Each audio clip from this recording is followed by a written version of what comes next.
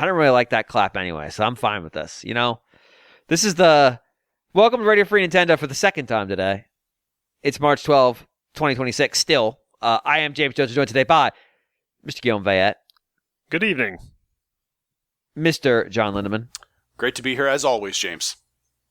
It's changed up the order of that sentence just a little bit, and I appreciate that. I appreciate keeping me on a toe. Yeah, I mean, I have to make this as AI unfriendly as possible. So They've already they already scraped the show. I've seen the transcripts. They're really bad. They've already reproduced our voices at one point. So no, they attempted to. They did not actually do it. they did a but pretty good why job. did it have to be skeletons? I want everyone involved with that to be terminated. Last but not least, Mr. Greg Lay. Ahoy, hoy, everyone. This is episode 967. I didn't even have to think about it this time. I just knew it. Knew it cold. Does that make me afraid of the impending 1000? Yes. But I got time. I got time to figure out what we're going to do there. And so I'm going to figure out what we're going to do there. But hey, it's a podcast. This is a podcast. Did you know this is a podcast? It's the podcast, people. My question on that, John, because I wasn't here for it. Yeah. I was not here for that. The reason why it happened was that I was not here. Mm-hmm. So my question to you is All right. where is the punctuation in that sentence? Because it's really important. It changes the sentence entirely. It is after the word podcast, so it's the podcast. Oh, okay. People. I'm Okay, addressing the people because I am a man of the people, James. Okay, This has been well established. You're not indicating the presence of a group of podcast No, people. there is no quote unquote podcast people. Mm-hmm. Why not? Right. Like lizard people or anything like that. Are we the podcast people? Or shadow people, whatever. It's a little bit too close to the invasion of the body snatchers anyway. It's the podcast people. The podcast people. So when I do the headliner image every week, it forces me to listen to like people who have paid to be on the screen while it renders. I just mute the tab. Fuck you, headliner. But some of the podcasts that have come across there where it's just like excerpts, I'm fairly convinced this is invasion of the podcast people. Because I've definitely had like, Jesus wants you to be rich. And I'm like, what? No. What the fuck? I don't need a prosperity gospel thing being yelled at me while I'm just trying to render this video where one of us says poop and it's very funny. What the fuck? Anyway. Well, one thing I will say, James, we're sort of talking about this kind of behind the scenes stuff is, I will say that last week's alt text on Mastodon, you will be very pleased, and I was extremely dismayed, the fact that I had to look up and figure out that the proper name, the English medieval name of a Robin Hood hat is a bicocket.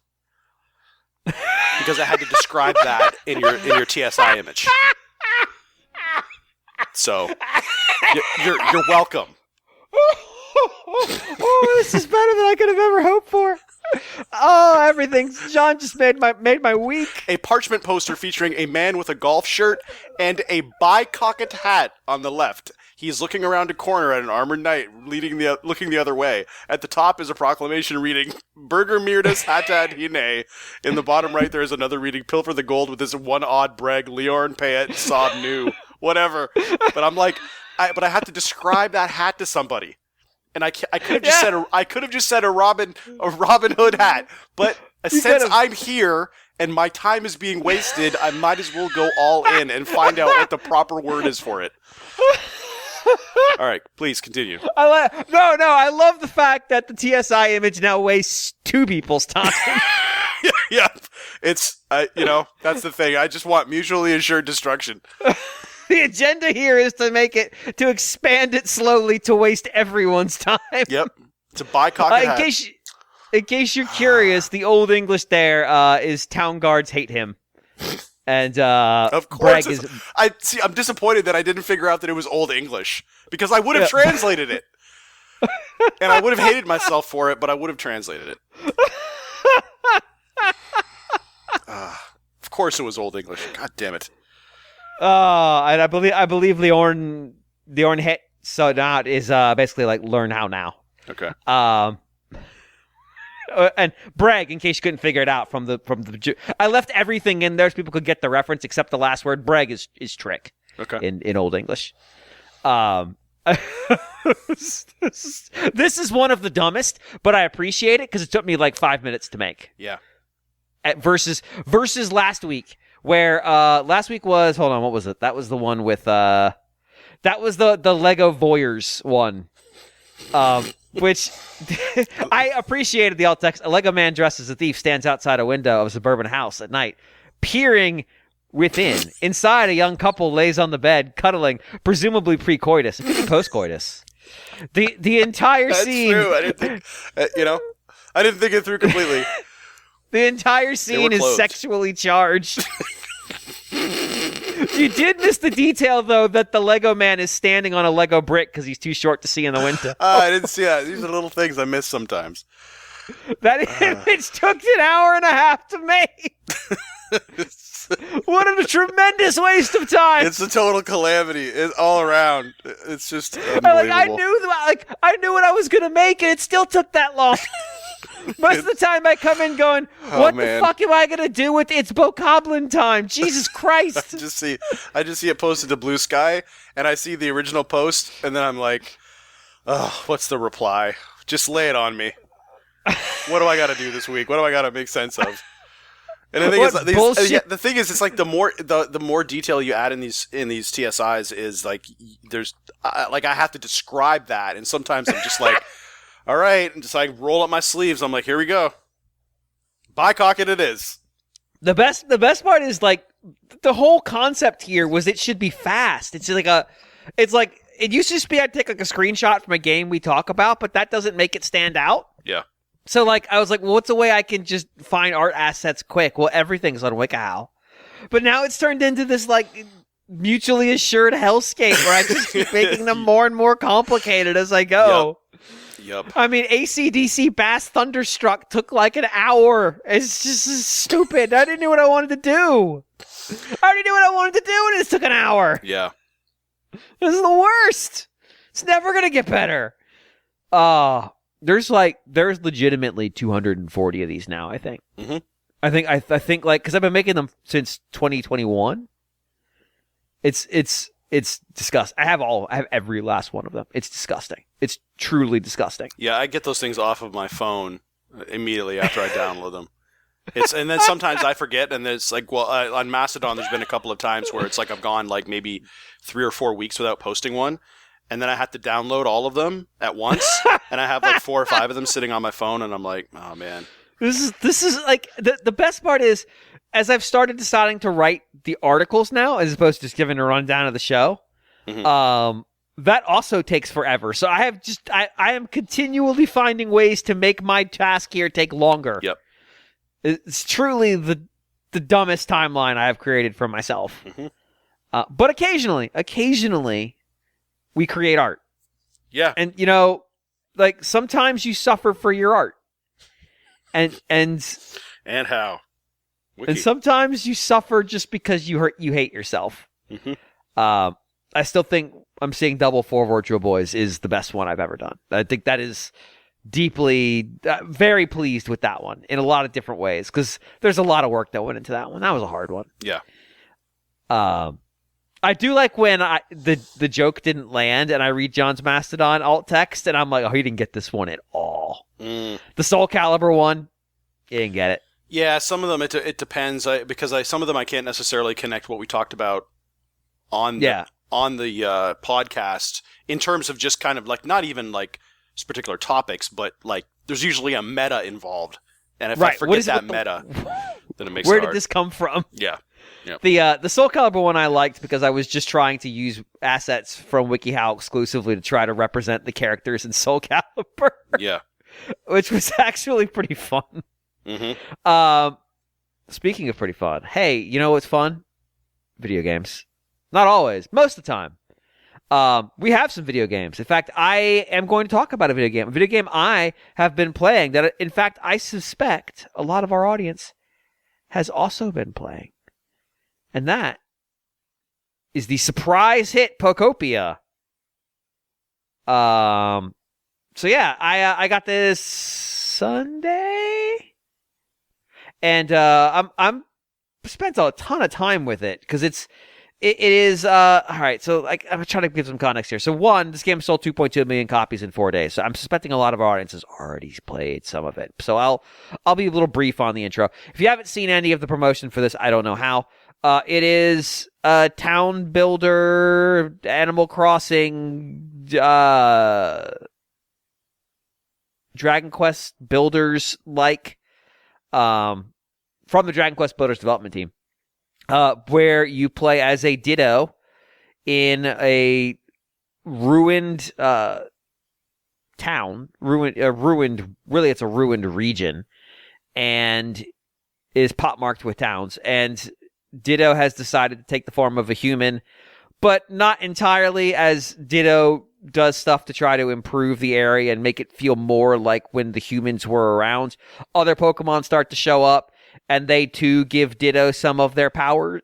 So like Ditto can use Leafy, I can't remember what the name, Leafage, or Rock Smash, stuff like that, to do other stuff, and to try to rebuild the town, interact with the environment, that kind of stuff. Mining, making grass grow, watering parched ground. Squirtle gives you that.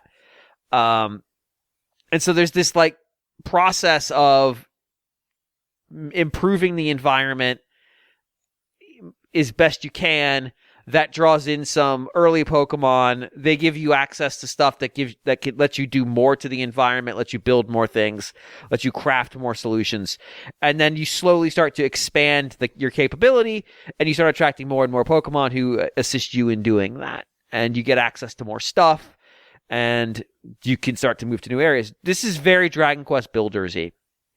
Dragon Quest Builders, the challenge was every area you went to, there was an enemy that you had to deal with, and there was like a bunch of story fights that happened, and so you were really building a fortress in Dragon Quest Builders. I mean, they didn't tell you to build a fortress, but if you didn't build a fortress, you were going to pay for it later. And you were putting the people you rescue to work. This is a little bit different. In this game, it is very much a hybrid of Animal Crossing, Dragon Quest Builders, with maybe more with some Minecraft. There's a lot going on here. And so you essentially create items from the resources you find scattered around the island or the town. You then can use them to create blocks that you can use to build houses. You can also get floor plans that are like pre-assembled houses that you can put down and get the materials for, and then the Pokemon in town will build it. A lot of the Pokemon have their own special skills, and so for construction, you might need a specific Pokemon with a specific skill in one of those slots. You might also just need I just need a warm body to do work on this. But Pokemon also help you out by, like I said, giving you skills. So like giving you Cut or Rock Smash. Cut lets you obviously cut plants. It also lets you chop up fallen logs that are sort of blocking paths and things. It lets you cut through steel grates if you power it up with cooking. That kind of lets you cut down like tall grass. It turns it into leaves that you can use to make salad, because salad is apparently just made out of grass. Or you can do stuff like use Rock Smash to break up blocks, and there are mines with minerals in them, like raw iron and raw copper, that you can then have a Pokemon smelt into from ore into ingots. So attracting Pokemon is key to getting stuff done. And that's really a lot of the charm of the game. Like, there is a town building element. It's very driven by, like, you can make a very visually appealing town to suit your needs. Every town, I say every, and I'll get to that progression in a minute, is a ruined town, and it appears, I'll save it. It is referencing very specific towns that exist in the Pokemon universe. Because there is an underlying story of where did all the humans go. And that story is mostly delivered through documents that Ditto finds lying around. Because it feels like the humans were almost for lack of a better word, just vanished at almost instantaneously. This is not the case, but it kind of feels that way. Like they just dropped whatever they had where they are. And it's been many, many, many, many, many years. Presumably it's been at least a century. And so you're looking at these like ruined Pokemon centers, and every town has one of those. And so one of the main driving quest lines in this game is to rebuild the Pokemon centers. You have to get the right materials. You have to attract the right Pokemon to that area, and then you put them to work. Most areas have their own sort of like meta story, though, that you have to progress to get access to the next one. So as an example, there is a mountain region. It's the second region you get access to. And this is the place where you meet, I can't remember the name of the squirrel Pokemon, but in this game, that one is a chef. It teaches you how to cook because its its trainer was a chef. Yes, they're making a Ratatouille reference. And Chef Dedenne, I believe is what it calls itself. And it teaches you the basics of cooking. So you can make soups, or you can make meat. What do they call it? You can make steaks, but they're made of beans because nobody eats meat in the Pokemon universe. That powers up your Rock Smash. You can get soups power up your water gun. I don't understand that one just yet. One of them powers up Cut, which lets you cut through stuff. One of them powers up. There's another one I'm blanking on right now. But anyway, you get that in that town, though, the key objective as you start to attract Pokemon, do you meet Rotom? Rotom is a boombox in this game, and Rotom is convinced this town needs to have a party, and that'll get everybody feeling hype, yo. And when everybody's hype, yo, the humans will come back, yo. Rotom is insufferable. And so you have to do a bunch of stuff to have a party. And that includes like finding balloons the humans left behind, or finding ways to craft streamers. Like Rotom's like, hey, go find some hype stuff to make the party look poppin'. And in that stage, if you go deep enough in the mines, you come out the other side and you're in the ruins of a museum, and there's all kinds of human stuff.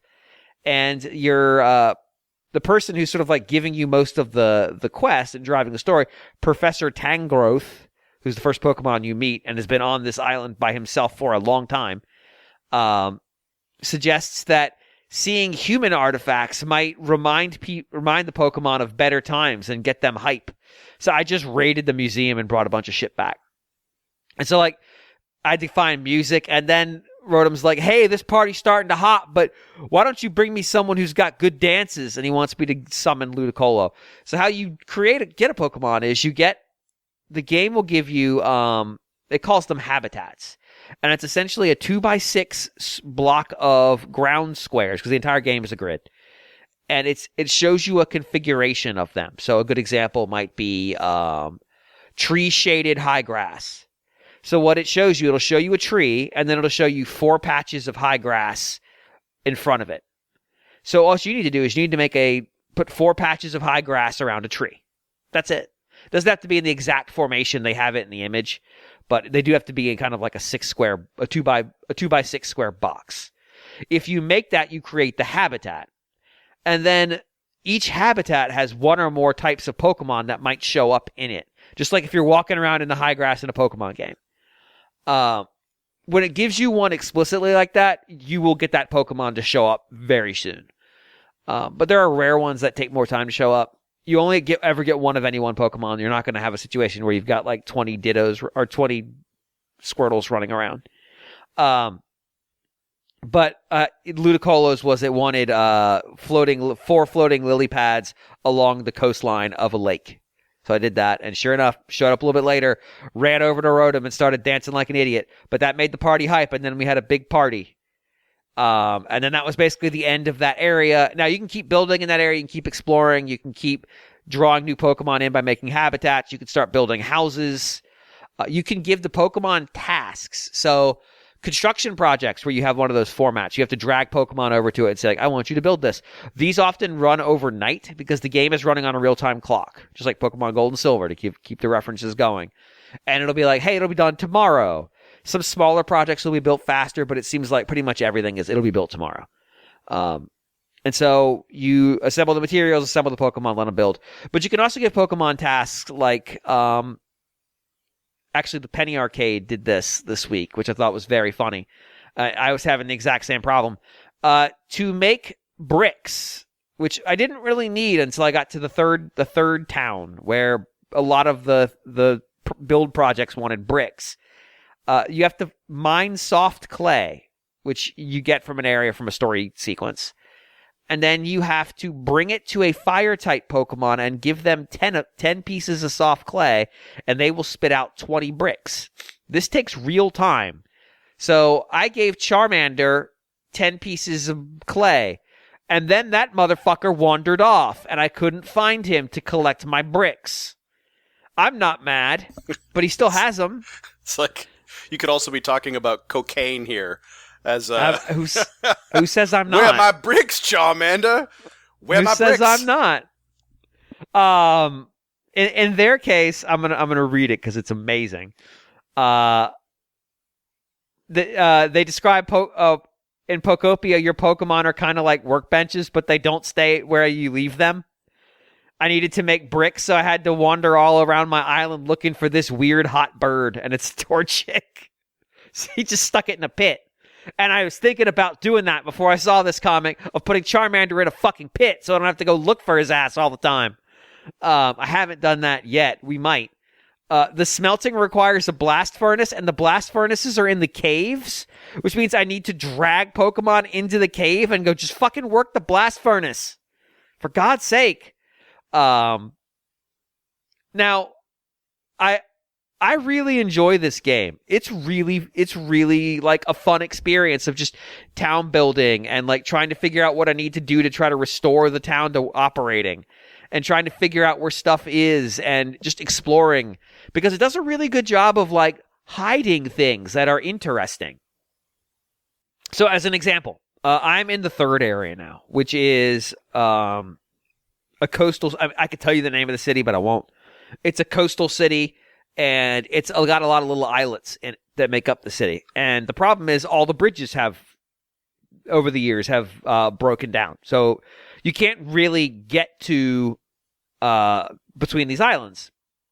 And so what the game wants you to do is rebuild the bridges, which you can build them with any sort of grounds material. It's just, you can just layer it across and walk across. And I've been doing a lot of that. But I've also been doing stuff like trying to build the bridges out of the same materials, so like this nice square brick floor layout, so it looks nice. And just like trying to connect all these little islands so I can move around better, because it sucks. Because it sucks trying to get around this island without them.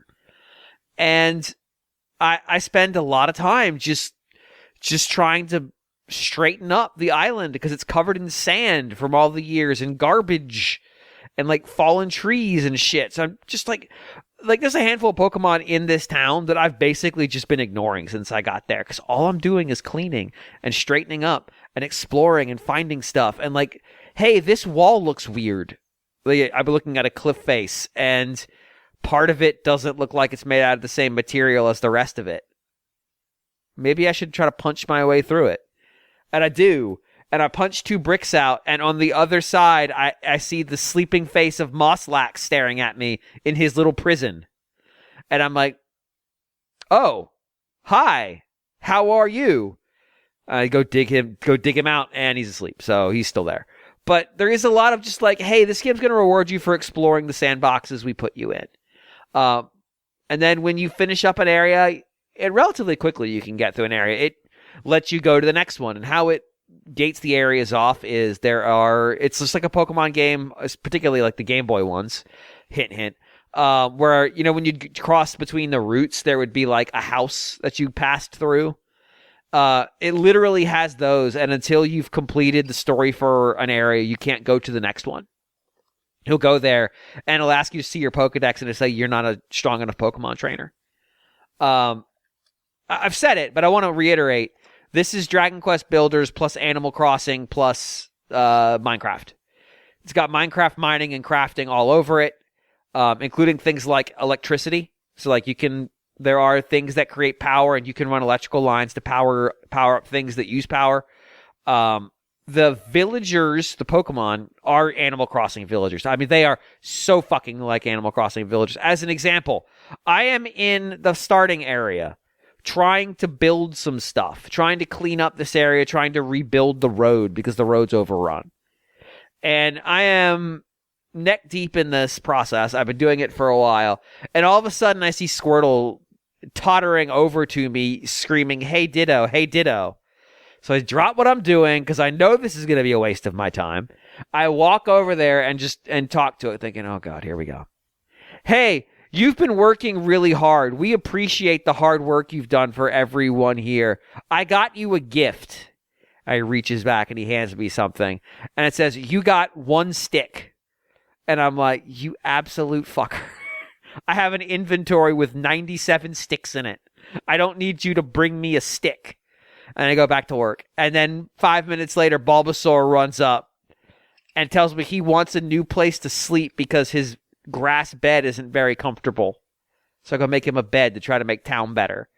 And then he comes back and goes, "Hey, thanks for my bed. Here's a rock." And I'm like, you jackasses. I just need you to stay out of my way. But you'll get quests, like somebody will ask you to go find certain things or go look into something, or, "Hey, can you help me find my friend?" Which is usually involves you creating a new habitat to summon the Pokemon they want. You find lots of hints around as you explore of like, here's a kind of habitat you could build in this area, and it may give you a hint what Pokemon's going to show up. I enjoy the interactions with the Pokemon for the most part. Sometimes when they're being particularly stupid, I'm just like, why? Can you just let me do my thing, please? But most of the time they're endearing, and Bulbasaur just sleeping on whatever you give him as a bed, because that's one of the early quests. So for a while I had him sleeping on like a bench, like a bar stool. So you just see his big fat butt sitting on a bar stool asleep. Watching Pokemon in the hot spring. They all just sort of congregate.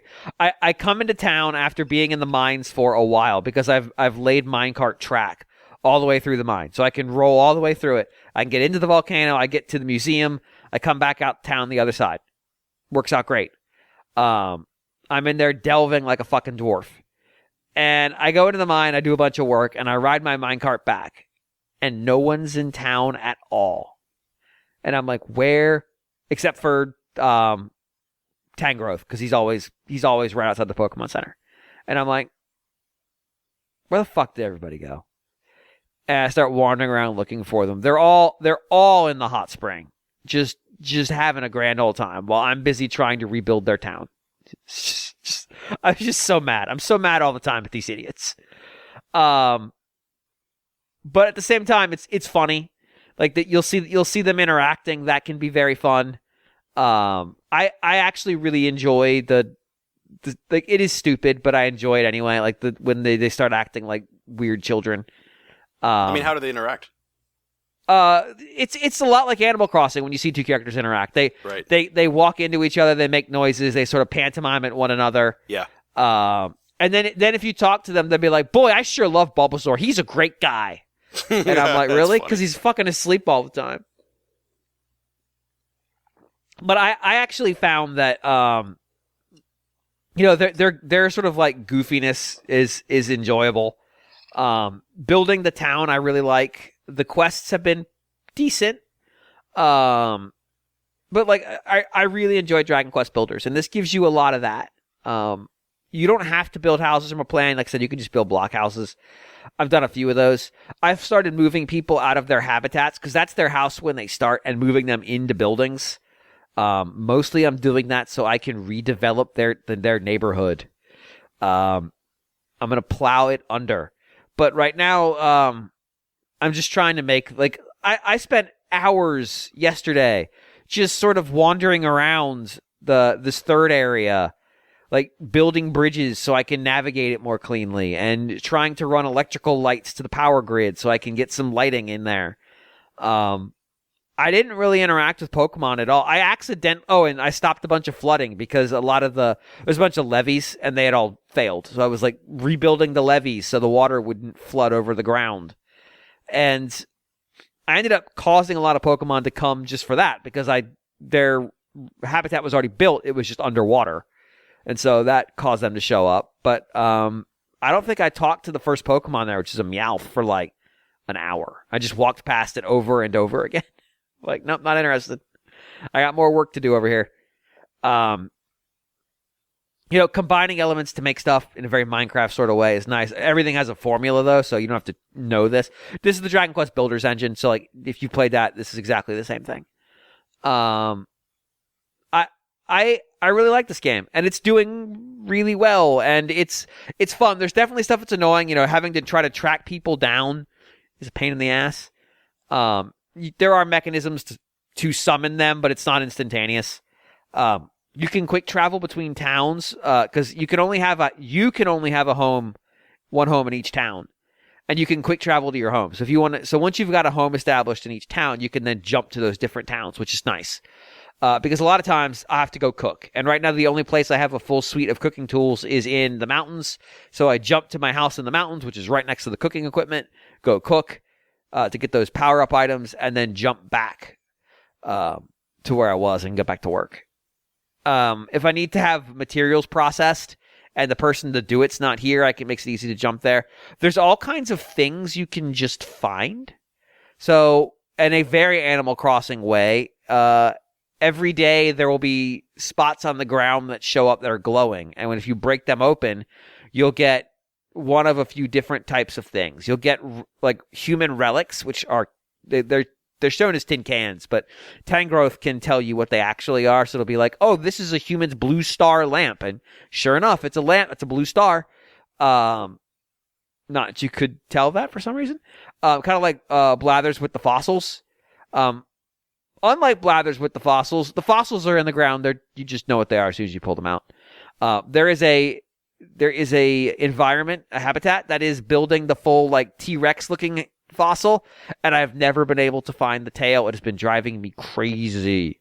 Or you can get some CDs that you can give to Rotom. Problem is Rotom can only hold 5 CDs, and I've got like 20, so there's just a stack of CDs sitting on the ground next to him because I'm too lazy to go put them in the storage box, and I'm constantly fighting a full inventory. That is an annoyance, especially in a crafting game where having material and collecting material is so much the name of the game. The storage boxes, at least as of this point, are not linked up, which means I have to remember what storage box has what in them, which is also annoying because I've got storage boxes fucking everywhere. But it is what it is. I'm basically the storage boxes where things go to die. So I'm working on it. I'm trying to get that sorted, but like I said, I'm having a good time. This game did really, really, really well. It sold, like I said, it sold 2.2 million copies in a week or in 4 days. We actually got an email about it, which was from Dear Mayor James, Farmer Guillaume, Trader Greg, and Village Idiot John. Yeah, I'll take it. Any of you as shocked as I am by the critical and commercial success of Pokopia? Well, nihilist. When you say that it's a mix of Pokemon, Minecraft, and Animal Crossing, no, frankly, I'm not. No. Were I a nihilistic, gambling, degenerate sociopath, I would have bet on Kalshi that Pokopia turns out to be a modest 7 out of 10 success, and lost my money. The game has been praised by critics as a refreshing take on the cozy town builder genre. It's sold so well that Amazon increased the price of physical copies, moved 2.2 million copies in 4 days, and caused Nintendo shares to go up. Well, the fact that investors were shocked that it did well isn't surprising because we've talked about it. The investors in general are stupid. But no, I think we all thought this game was going to do really well. Yeah, I thought it would at least be... I mean, I look at this as kind of almost the successor to an actual Animal Crossing sequel. Yeah, like honestly, it has you can't create fabrics and stuff like you can in Animal Crossing, but you can paint everything. Like if you want to change the color of dirt, go nuts, paint it. Yeah, like I thought at worst people would say, this is okay. you know. I think what it is most people didn't play Dragon Quest Builders, and Dragon Quest Builders is really fucking good. Yeah. The thing is, this doesn't have all the combat stuff Dragon Quest Builders had, and instead they just replaced it with Pokemon charm. Like, just try to be as charming with Pokemon as you possibly can. And it turns out Pokemon are naturally pretty fucking charming. And so it's easy enough to put that in there. And, like, having the interactions between Pokemon is nice. Getting to see the towns and as they're coming back to life is gratifying. Like, you come into this place, it's covered in shit.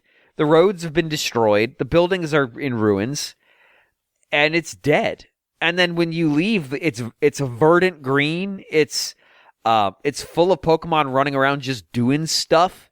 There's buildings stood back up. The Pokemon Center's up. There's it just feels like all the trash is gone. All the dirt piles that have accumulated have been cleaned up.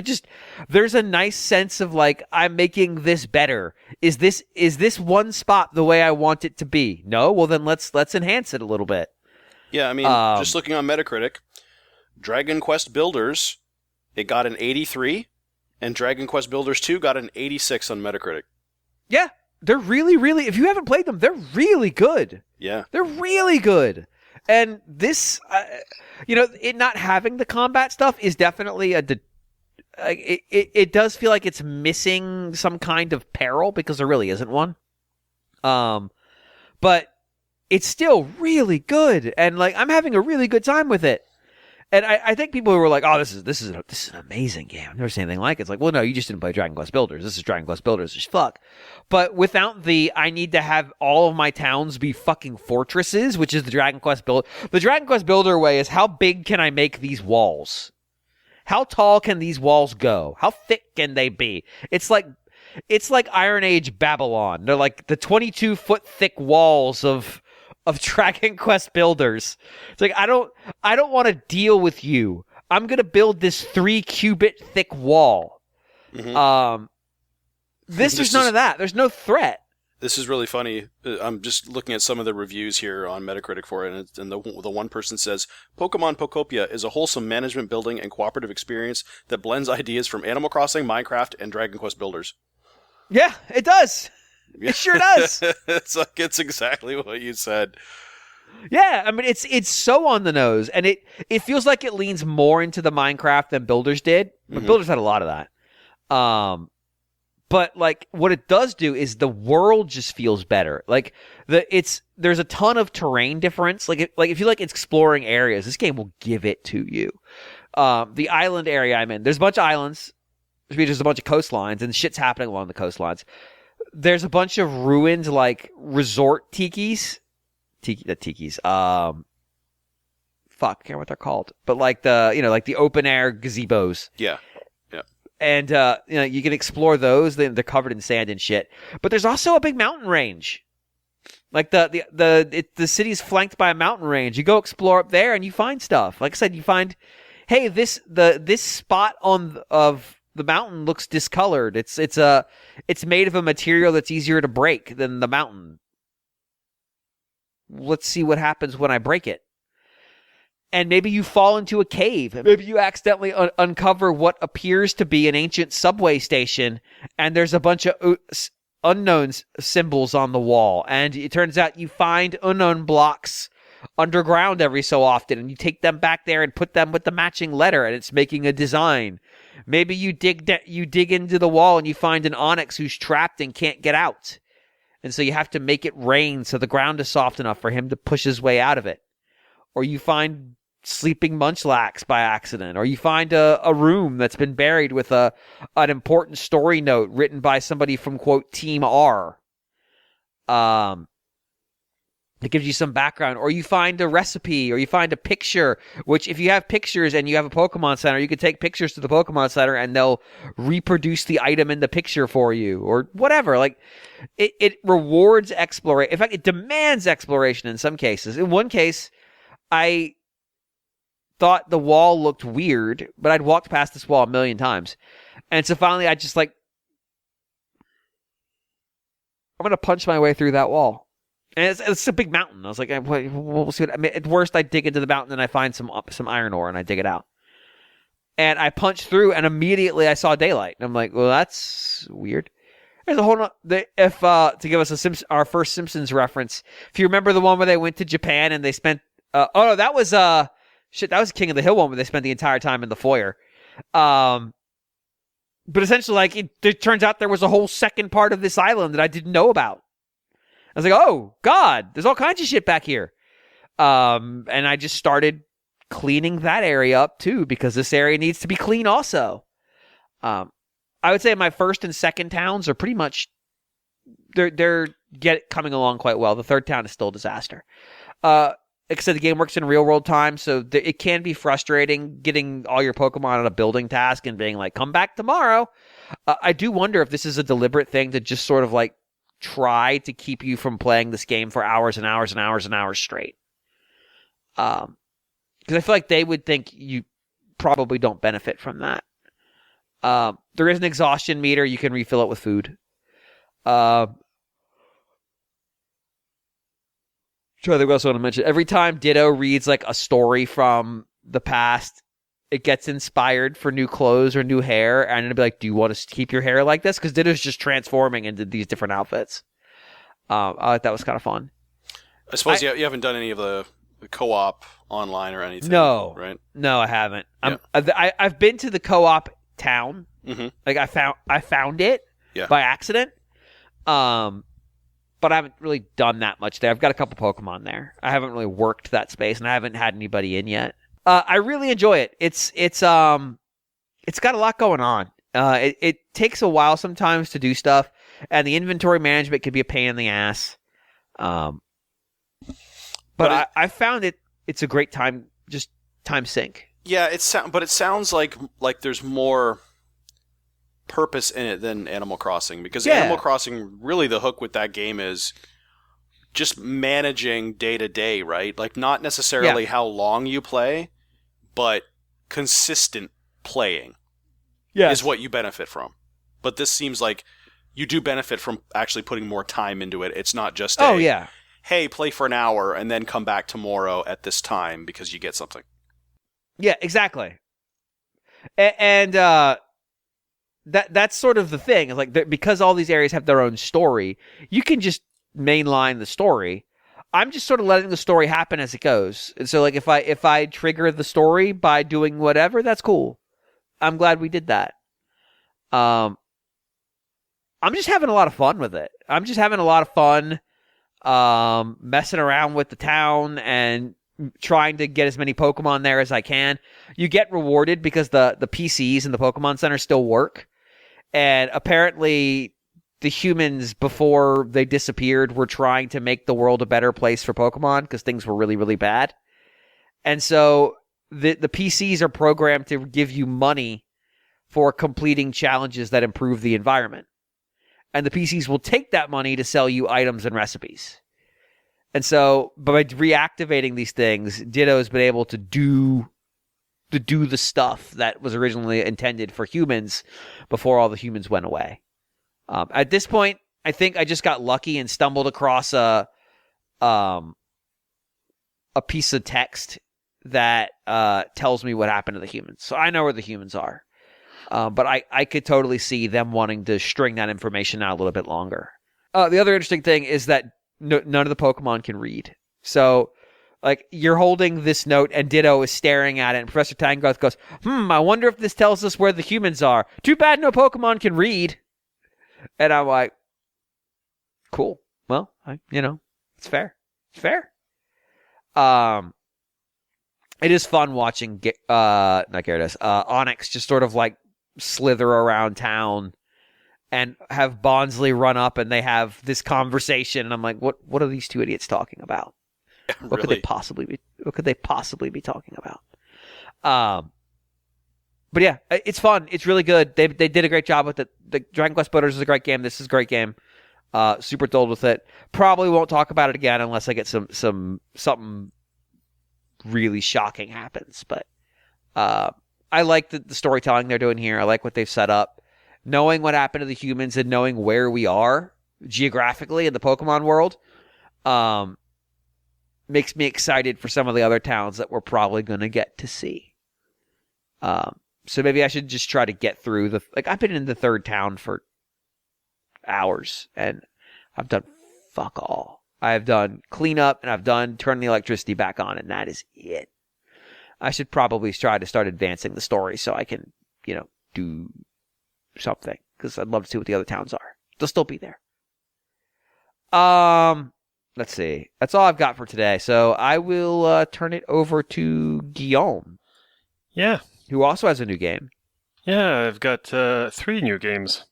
The first one I'll go over pretty quickly because that game is Indika, a smallish independent game made by this Russian studio who had, while making the game, had to basically flee Russia because it was getting scary there.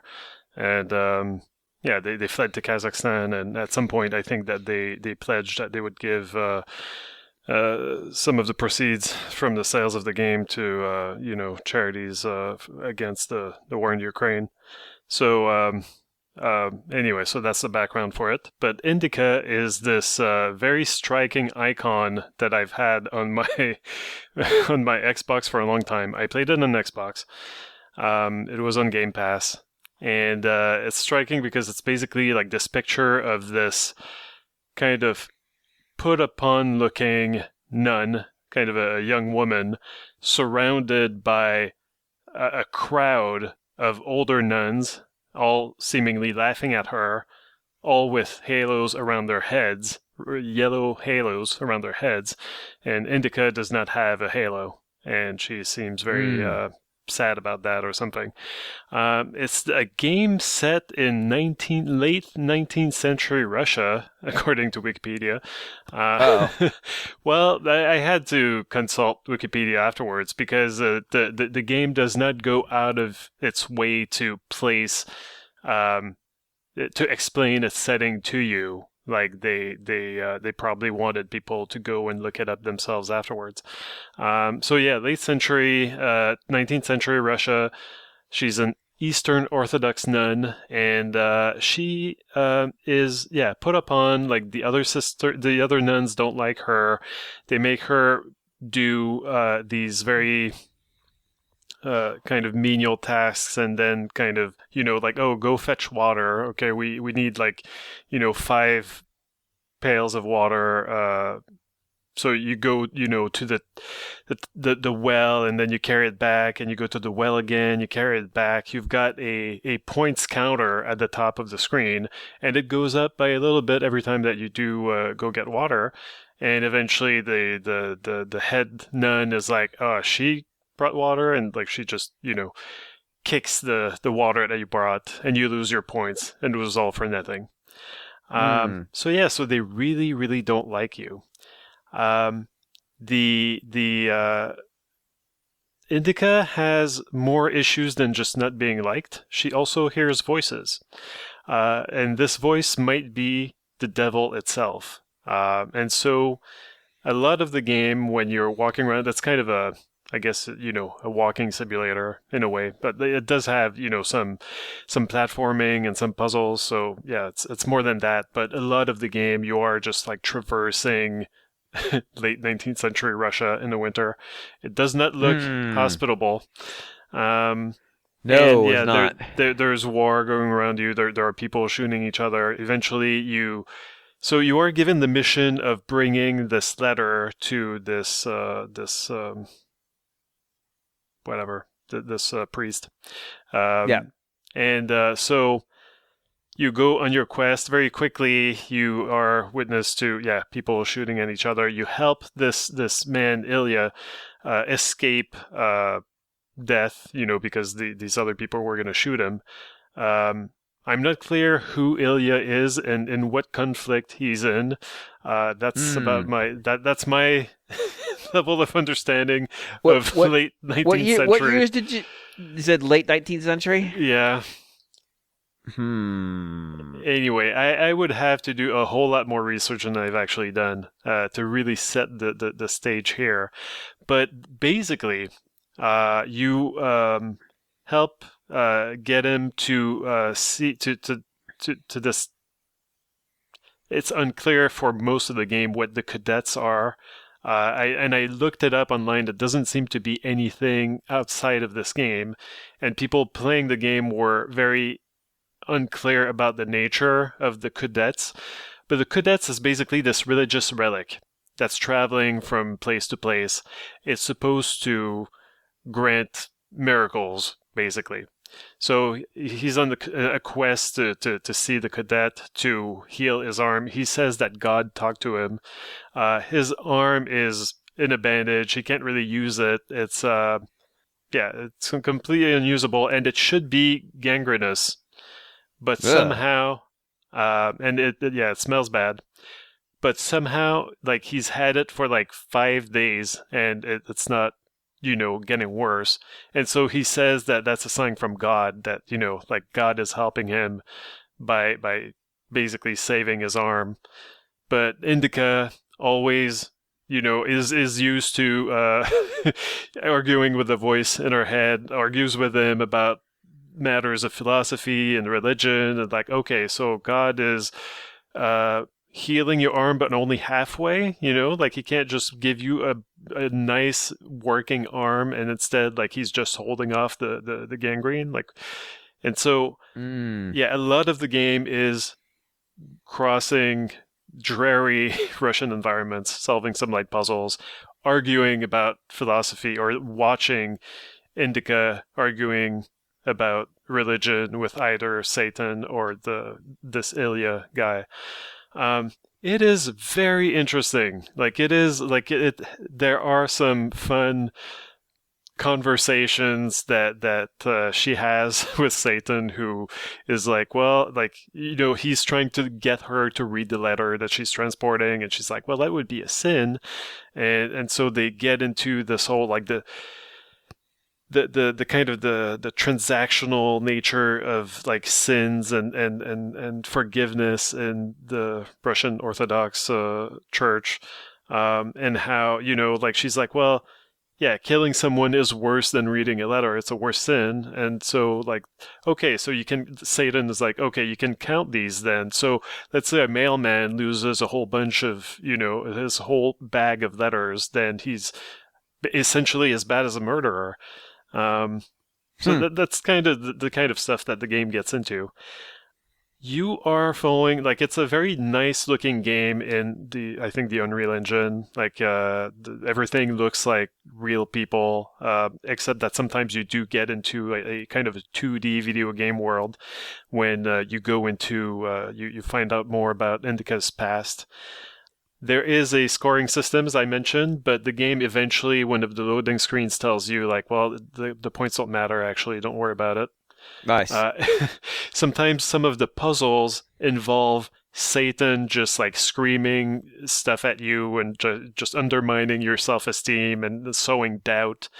And while he's doing that, the world is kind of splitting open or splitting up, and, like, so you have to do platforming between different parts of the world. And so the way that you do that, like, Indika doesn't jump. The way you do that is that you start praying. There's a prayer button. Most of the time, it doesn't do much outside of she, does the cross sign. But during those segments, she starts uttering a prayer, and that pulls the world back together. So, like, 1 second, there's a big red gulf, like, basically like a mouth to hell has opened, and then she prays, and then, that closes it up. So the way that you traverse the scene is that sometimes it's the fact that the world is splitting open will get you closer to some things, and then, like, you utter your prayer, you put the world back together, and now you've shifted places to, a different place that you wanted to get to. Anyway, like, it's puzzly, but every time that you do that, you lose some of your points. The points are a leveling up system, which, again, doesn't matter, because when you level up, you can choose a perk between, say, shame or I don't know, something. I forget the other ones, but something of that nature. And basically, it's like, well, if you choose shame, you get like 10 points right now, but if you choose the other path, anyway, something else in shame. You get the chance to get like 0.1 more point every time that you get points at all. So it's just like the perks that you get only allow you to get points faster, but the points don't matter. But there's something very funny about, leveling up and getting like shame 2 and shame 3 eventually. It is a wild game. I said I would go fast over it, but like the fact is, I guess there's a lot to say about it. The unfortunate thing is that the game, while it is on the Switch, it was a late port. I've seen maybe 2 reviews online for it, and they do not recommend playing it on the Switch because this is an Unreal Engine game. Like there's a lot of the enjoyment comes from the fact that it's so damn realistic looking and pretty. Like the acting is really good, the voice acting is really good. You still get that in the Switch version, but yeah, like you might not enjoy the visuals quite as much. There are scenes, because Indika is an unreliable narrator, like you see it's in third person, but you still see things through her eyes. Sometimes like she has these hallucinations that are very clearly hallucinations, like when she's waiting to do communion and one of the sisters starts laughing at her, and then a tiny version of that sister comes out of her mouth and runs onto the arm, and just like, with a high-pitched voice, like hee hee hee, and then like, so very clearly Sounds legit to me. Yeah, well, so that's very clearly an hallucination, but also during the course of the game, when it's not clear that anyone is hallucinating at all, like you're still traversing like this fishery, this fish plant, fishing, I don't know, where they're canning, I am assuming like tuna or something, like big fish, but the cans are gigantic, like they're as big as like a love seat or something, and then like you see the fish on hooks, and like actually like they look like they're whales. So like I'm assuming that's not real. I'm assuming that the Russians did not empty the oceans of whale on an industrial level like this back then. So I did look this up to see exactly when it was. They describe it as an alternate history, so that's you're good here. Like you were like a late 19th century. I'm like, well, Russia had a few wars. It could be, but I don't think it's the Russo-Japanese War. I don't think it's the Russo-Turkish War. I'm assuming like the alternate history thing is also to protect themselves from censorship and from having visitors in Russia. Well, when they were back when they were living in Russia, having someone show up at their door, and I don't know. I mean, you don't need to do anything to make that happen these days, unfortunately. Yeah. So, but yeah. Anyway, so very interesting game. Maybe like the Switch is not the place to play it, and that's unfortunate. I doubt that there's going to be a Switch 2 upgrade because like this is a tiny studio, and Nintendo's not even acknowledging tiny studios now with the Switch 2 development kits. So it's kind of a non-starter. But it's definitely worth checking out if you've got the opportunity, if you see it on maybe another platform. And I don't know, maybe at some point, like if the Switch version is really cheap, I'll check it out and report back. So that was Indika. I've also been playing, what should I talk about? I guess I'll talk about Minishoot Adventures. So Minishoot Adventures is a game that we saw, was it just last week with the Indie showcase? Yes. So this is a game that found some success on Steam, and everyone was saying, like, this is really great. Now it's on Switch. I've played it on Game Pass on Xbox, but I'm assuming it plays well on Switch. It is basically a love letter to Zelda, but you are playing as a ship in a twin-stick shooter. It is very cute. It plays very well. Like the controls, like I have no complaints on that front. Like I could just weave between bullets very easily. Like sometimes I was kind of surprised at my own skill, because I was like, I shouldn't be able to avoid these bullets as well as I am right now. It was kind of graceful. Like I was very pleased with myself when I was playing. I guess I should maybe try give Geometry Wars another try. Like either this game is easier than I think, Minishoot Adventures, or maybe I'm a little bit better at these games than I used to be. So controls really well. It's pretty fun. But the one thing that, and I mentioned this on Blue Sky, and maybe I've been a little bit harsh, but like it is, yes, a love letter to Zelda, and there are like direct references. There's one spot in the map is basically like one of the screens on Zelda NES on the map. Like it's an overt reference. But the way that the progression, I feel, is a little bit more like something like Ys 1 and 2, in that in Minishoot Adventures, yes, you can gain items, you can explore dungeons, and you get an item at the end, and that gives you an ability that you didn't used to have before. But there's only like 4 or 5 of those that kind of increase your, not your mobility, but yeah, like basically like, okay, now you can you've got a little zoom, so you can cross little gaps on the map. So okay, that's fine. And then like, okay, now you can you used to not be able to go over water, just like in, I don't know, like, anyway, so now you can go over the water, so that opens up more of the map for you to explore. But like it's just like, it's not even like a power, right? It's just like, okay, well, now you can fly over water. Okay, it just opens more of the map, but without being all that terribly exciting. And the other part of, other than gaining these powers, you are also constantly gaining XP when you shoot down enemies, and so you level up, and leveling up is how you increase your firepower for the most part. But there are different, you can basically allocate these skill points that you get every time that you level up to, increasing your base speed, your boost speed, your firepower, your fire rate, the speed of the bullets for some reason. So there's lots of little categories that you can assign your points to. And you can, without penalty, remove stuff that you've leveled up. Like if you want to take back 1 point, like, okay, for this segment, I seem to have to be racing this little kind of sprite thing around this circuit.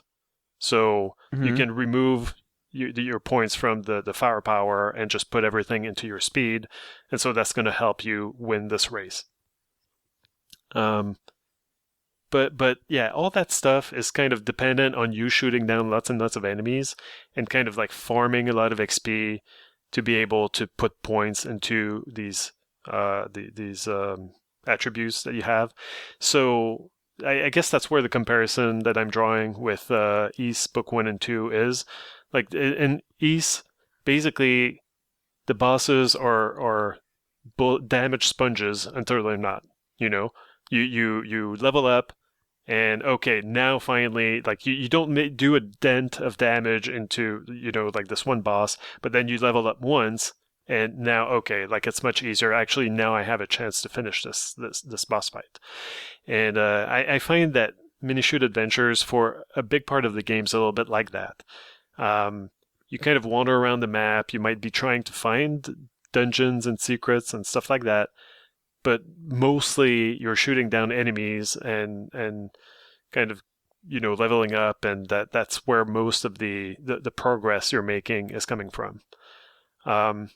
It does have some secrets and stuff like that, but it's the most obvious stuff to anyone who's been playing these games for as long as we have. Like highly telegraphed. Yeah, there's always like, okay, well, like he eventually you get the power to bomb, so you get a special shot, and so that shot lights torches and bombs walls basically. So that's what you do. You light the torches to open the door or to trigger some other thing, or you bomb the cracked wall because the wall is cracked. Of course, you bomb it to get to the other side. Hewing a little too closely to the answer sheet. Yeah, and a lot of it also is like, okay, there's, maybe like usually it's kind of apparent if you've been playing these games that, okay, this is a spot where it's a fake wall. You can go in here and, you can see like there's a path, even though everyone in this world is ships that don't touch the ground.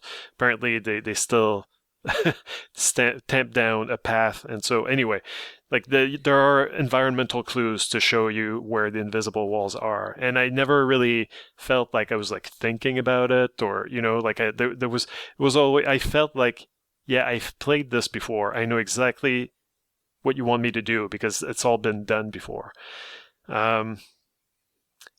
That said, I almost finished the game like 100%. I finished the game 100%. I almost got all the achievements except for the one that you have to play on the hardest difficulty setting to get. So I've played that game a lot and kind of compulsively. So there is something there. Like part of it is kind of like the addiction of that gameplay loop of like, okay, just like the next level up is always just around the corner. The next cave or whatever is always right there. There's always like a piece of heart or an upgrade for your stamina or something. Like it's always just around the corner. So this is a short game. There's always kind of like something to kind of a carrot to keep you going. So I've played through it in a very short time, and I played a lot of it these past few days. So there is something there, but the conceit of it's Zelda, but you're playing as a twin stick shooter, like that's really all that there is in terms of novelty. Like it's not more than the sum of its parts. And it's a twin stick shooter that happens to be doing Zelda stuff at a very base level, is what you're saying. Yeah. And I was trying to think of like, am I being too harsh on this game? And maybe a little bit. Like maybe it never set out to do more than that. But yeah, that's where the disappointment comes from for me. And I was even thinking while playing it, like, am I over the top-down adventure genre? Like maybe I just don't enjoy these anymore because I played enough of them. But I'm reminded that maybe like 2-3 years ago, Tunic came out, and that game really brought the top-down adventure genre places like that were surprising and were fun to discover. And so yeah, I kind of reject the idea that I'm just too blasé for these games. But at the same time, it's not garbage. Like, and I did say on Blue Sky, I did refer to it as a clearly well-made game by professionals. But yeah, like it's like one of the most faint praise all over it. One of the most 8.5 games I've played lately. That's not bad. Well, that's the thing. It's not bad, but it's not like a notch above, right? Like that's the ceiling, 8.5.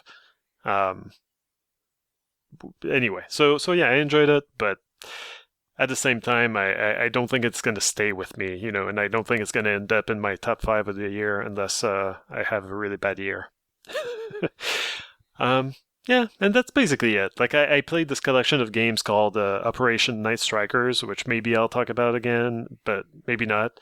It might be worth talking about just because, Greg talked about the what is the new one called? Night Striker EX? Gear. No. Night Striker Gear. It's basically this sort of like mechanic, like you're building up a sort of hyper attack meter all the time, and yeah, when you go into like gear mode, it like the hover car thing turns into a mech and just floods the screen with homing fire all the time. So yeah, Right. but that's why they title. I don't know whether it's linguistically the most elegant title in the world, but that's what they went with. Yeah, so I'll talk about it next time. I need to spend a little bit more time with this collection, which includes the original Night Striker game, which inspired this Night Striker Gear game. But also it includes Operation Wolf and a bunch of other Taito shooters in that same vein. Space Gun and Operation Thunderbolt. So yeah, light gun games, basically. I'll talk about it next time. Cool.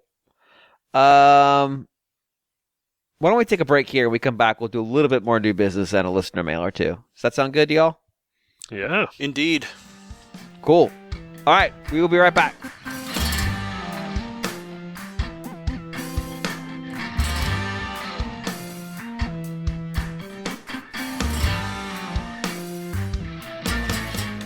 We are back. We're going to finish up our listener. No, shit. We're going to finish up new business with John. Well, not just with John, but we're going to continue our new business in the path to finishing it with John. John, what is your new business? And not really new business. Do I ever really have new business? I feel like I never have new Sometimes, business. no. Yeah, Sometimes you surprise I do. me. Yeah, sometimes. Well, I did pre-order Saros on PS5, which is by Housemarque, which is one of my all-time favorite devs. They did Super Stardust HD. They did Returnal. So since Saros is very much kind of a spiritual successor to Returnal, which came out 5 years ago, interestingly enough, that came out on April 30th, 2021. Saros is being released on April 30th, 2026 for some nice synergy there. I thought that was kind of a neat little piece of trivia. So I it's funny because Returnal, I would say I definitely have what I would call a 30-minute Hall of Shame with games. Mass Effect also being in that. And probably something else I'm not thinking of. But these are games where I have bought them at launch, played them for about 30 minutes, and then never played them again. I found out that Returnal is in that category. I checked, and my time played on that game was 27 minutes. And I bought that game when it came out. So it was pretty funny. So I reinstalled it because I was like, okay, kind of in the mood, to just. I was thinking, man, Saros looks really cool, and of course that's the upcoming. It's on PS5. That's the upcoming kind of third-person shooter roguelike, right? And which is what Returnal is. And so I reinstalled Returnal and I started playing it again, and I was thinking, man, I don't really know why I abandoned this game. It puzzles me because it really does scratch usually all of the itches I like something to scratch. So, and I do have a theory. So Returnal is, a roguelike third-person shooter where you crash land on a planet. You are this woman named Celine. This very, very, very big Metroid vibes off of this. And of course you are running through these environments, and these environments are very kind of, spooky, dark, mysterious, alien environments with a lot of kind of weird stone statues and things like that.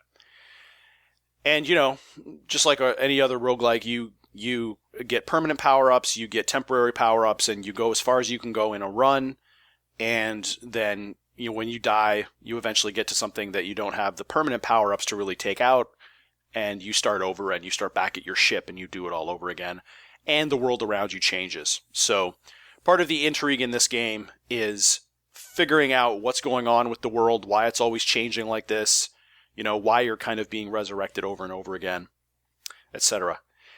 But I have a theory, so I thought, this game is right up my alley. It's really cool, obviously looks great. But I have a feeling that I think I bounced off of this, and I think I do this with other games. I was probably playing a lot of Destiny 2 at the time. And this game reminds me a lot of Destiny 2. Just in the way that it plays, it's very quick-paced gunplay. You're dealing with, a lot of kind of almost mini boss encounters. So, you're jumping over enemies' projectiles, and just the whole vibe of the game reminds me of Destiny. Some of like the darker kind of areas of Destiny with very, strange bosses that, are alien, but kind of like from the void sort of thing. And there was a lot of that, and I think that's probably why I bounced off of it at the time. And I think that as a gamer, I am like that, where it's almost like food. Like the other day, I ordered a pizza for the first time in probably 2 years. It's been forever. I mean, pizzas are so expensive nowadays. It costs you like $45 to get just a regular pizza. And so I just never order pizza anymore because it's like, it's pizza. I'm not paying $45 for a pizza. However, I found a cheap one the other day and I ordered it and it was really good. But I thought about that. And if I had a pizza every single week for the next 6 weeks, 8 weeks from now, you could put a pizza in front of me that is the best pizza in the world. That is the pinnacle of the pizza genre. And I would just be like, because I would just I would just be completely like just burnt out on that type on that type of food. And I think this is very much the same. Where when I played this, I was getting my fill of third person sci-fi pizzas. Dark shooters at that time. So I popped this in and I was just kind of like, so which ones were you playing? What do you mean? Shooters? Yeah. Like what were the ones that what were your pizzas here? Destiny 2. It would have been Destiny 2 at that time. Yeah, because a lot of this gameplay is and a lot of the areas of Destiny 2 are similar, kind of dark, weird, just dark, weird environments, strange enemies, and the gunplay in this game feels a lot like a Bungie type of game. So I'm sure that was deliberate. Yeah, very, very much so. But it's interesting. I mean, this game is really, really good. I'm really looking forward. The thing is, I will say about Saros, I think the theme of this game, I think I bounced off of it a little bit because of that too, because it's more straight up sci-fi. It's almost more like the environments are dark, but sort of the character designs and stuff like that, and some of the weapons, they're more straight sci-fi, even though I say that having not really gone too far into the game at all. I could see it getting weirder as you go in. Or at least it feels kind of, just in terms of character design and like the ship design and stuff like that, and the tech design, it feels almost more like Starfield, than it does, Alien, whereas I think Saros, when it comes out, it's more kind of, like a solar eclipse, a lot of kind of like orange sky, kind of like almost like fire and brimstone sort of thing, which I think will probably be more interesting. But I also think too, this is about Returnal is really about the main character, whereas Saros is more about like there's actually kind of a cast of characters, and you play this main character, this guy, but he also interacts more like something like a Dead Space game, or like an Alien Resurrection, or Alien Isolation, Alien Resurrection, boy, where you're interacting with a cast of characters and you're kind of learning about what's going on the planet by interacting with these characters. So yeah, so I'm gonna take a run at this, with Oblivion on the side, because pretty much like when I need a break from Oblivion, I'm going to be going back over to Returnal. And if Pokopia gets thrown into this mix, then I'm going to have a problem. So I really don't know what I'm doing right now. You should find a way to play two games at one time. Yeah. But Oblivion has to happen. That has to happen. And it's going well. It's beautiful. But that game is a complete just dicking around game. You get sidetracked. You get off on little, fetch quests and stuff like that, where it just takes you forever to find like 30 Nirnroot. So yeah, but that's where I'm at. So yeah, so I'm gonna check out now. What I'm hoping is just because I'm playing through Returnal, when I get Saros, I hope I don't repeat the cycle. That's the 30-minute the 30-minute Hall of Shame cycle. It would be very funny.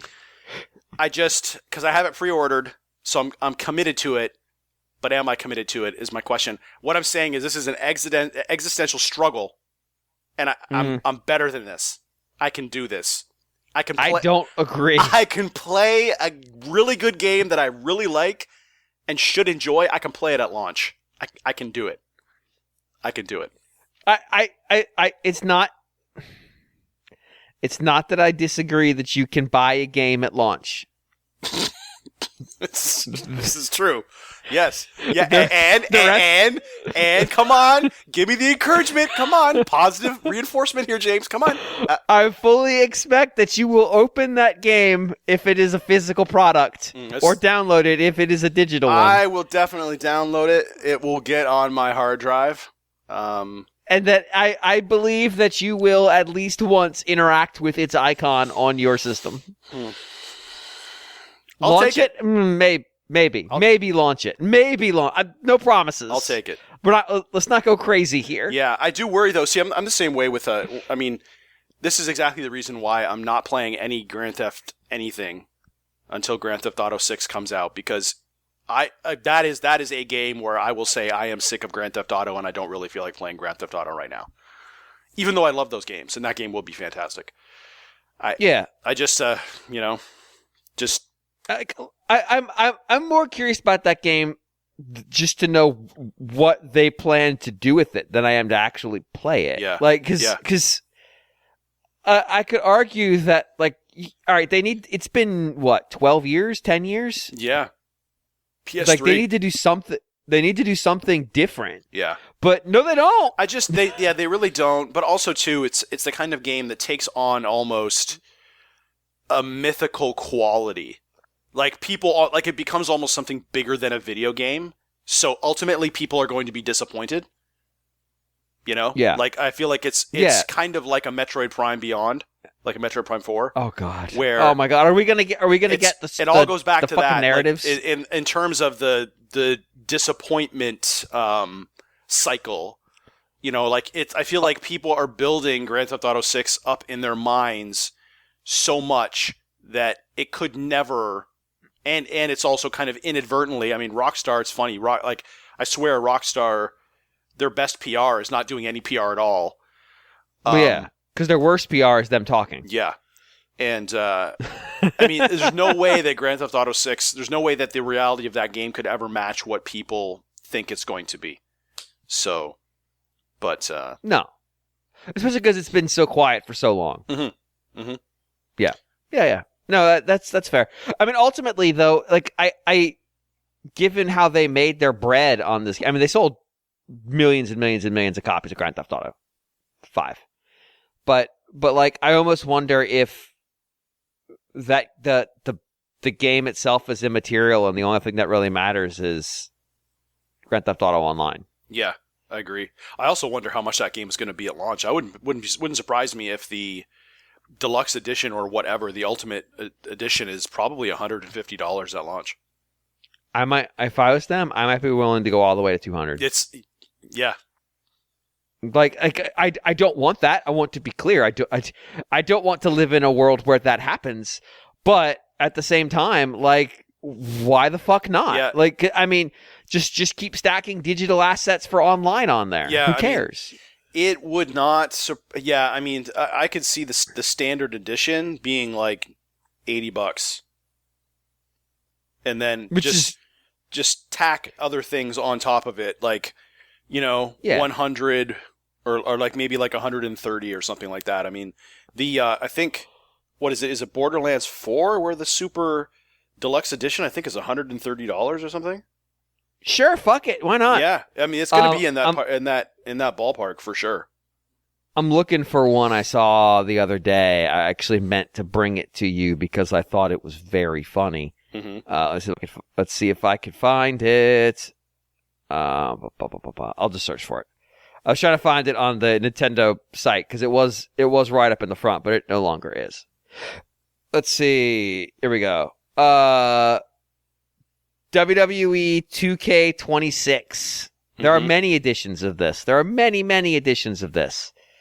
The base game is $69.99. Yep. There is what is the most expensive version? Let me go find the Yeah, the Borderlands 4 Super Deluxe is $130 MSRP. That's a few. That's Yeah. that's a few dollars. Let's see.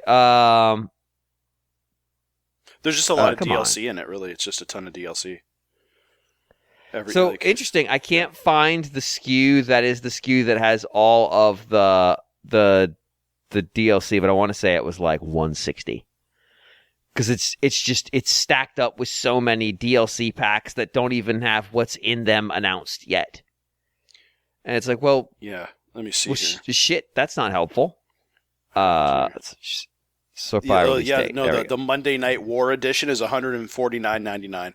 That was the one, yeah. Yep. And it has the Joe Hendry pack, King of Kings edition pack, the Attitude Era edition pack, Monday Night War, Ringside Pass, and Ringside Pass Premium Season 1 to 6, 7-day early access, and the WrestleMania 42 pack. $150 for that game. Yes. And an ocean of DLC. That is just, that will not be out for months and months and months. Yeah, that is as TKO as you can possibly get. They did announce that, I want to say, Pack 5 will have Danhausen in it, because that's going to be the one around Halloween. Yeah, that's pretty cool. Never mind, they haven't announced what's in, like, Packs 2 and 3, but Pack 5, here's an important feature. I mean, and honestly, like, I would consider paying that if I was confident that I would really enjoy that game, but I don't think I would. Like, I just don't think, it'll be on sale. Yeah, I just don't think, it's just...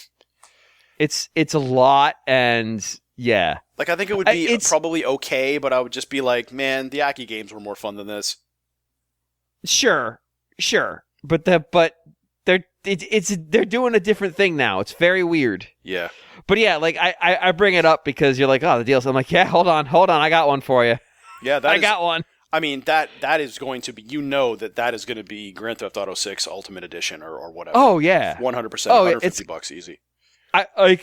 And they'll sell. They'll make a ton of money. They'll make who knows how many millions they'll make day one. Could they sell the base at 90? I think they could. They could for sure.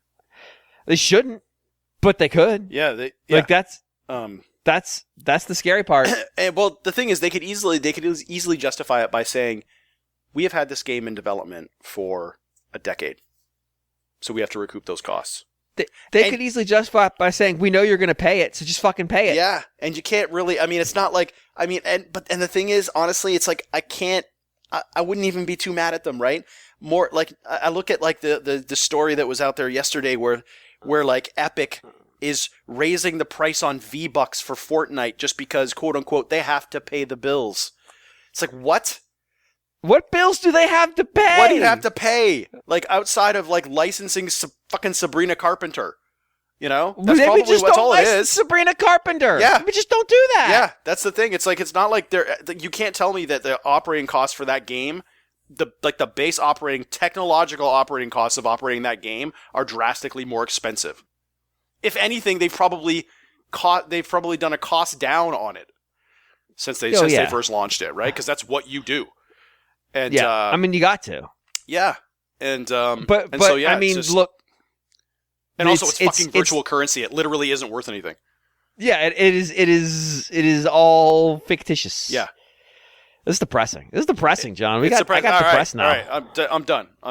But yeah, I'm gonna play Saros. I'm gonna play it day one, and I'm gonna go all the way through to the end, baby. He's good. You heard it here, folks. He's gonna beat Saros on day one. Yeah, I'm gonna sit there. I'm gonna beat Oblivion. I'm gonna smoke a cigar, and then right into Saros day one. He's gonna do all of that on day one. Yeah, it's all gonna happen on the same day. I look forward to your review when that comes out. I'm telling you, 2026, man. It's the year. No, it's just that one day is the year, apparently. All right, so, Greg, why don't you wrap up new business for us? Sure, yeah, well, didn't get as much time as I might have liked with Resident Evil Requiem, so not a great deal to update there. I'm sure we'll spend some more time on it in subsequent episodes. I will say, just for now, probably you're spending more time in a kind of more sustained sort of part of the game with Grace, doing the kind of more traditional kind of Resident Evil gameplay, and you know, by which I mean, you know, the pre-RE4 kind of style.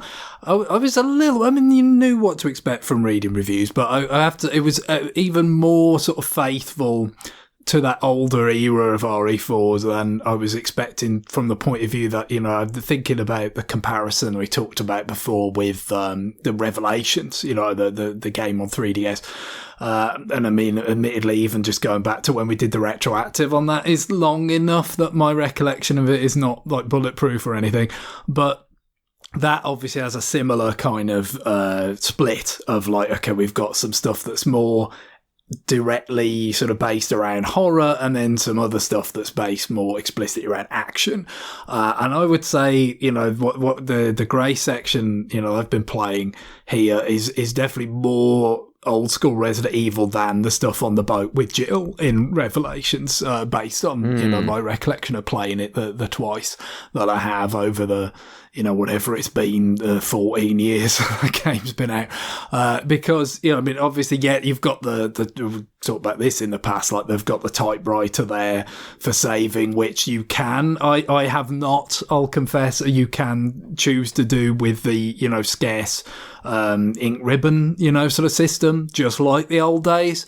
And yeah, you know, not doing that does make it a little bit more tempting to say, well, you know what, I've literally just like picked up one item, but now I could just go back and stash that in the storage and then save that, so I never have to do that again. When you have infinite saves, that's the kind of thing you would do. If they were scarce, you wouldn't, would you? So it does make a certain amount of impact on your play, but yeah, certainly for me, it's the convenience is too much to pass up in favour of instead of, rather, you know, the constant dread of you know, having to manage things carefully, I guess.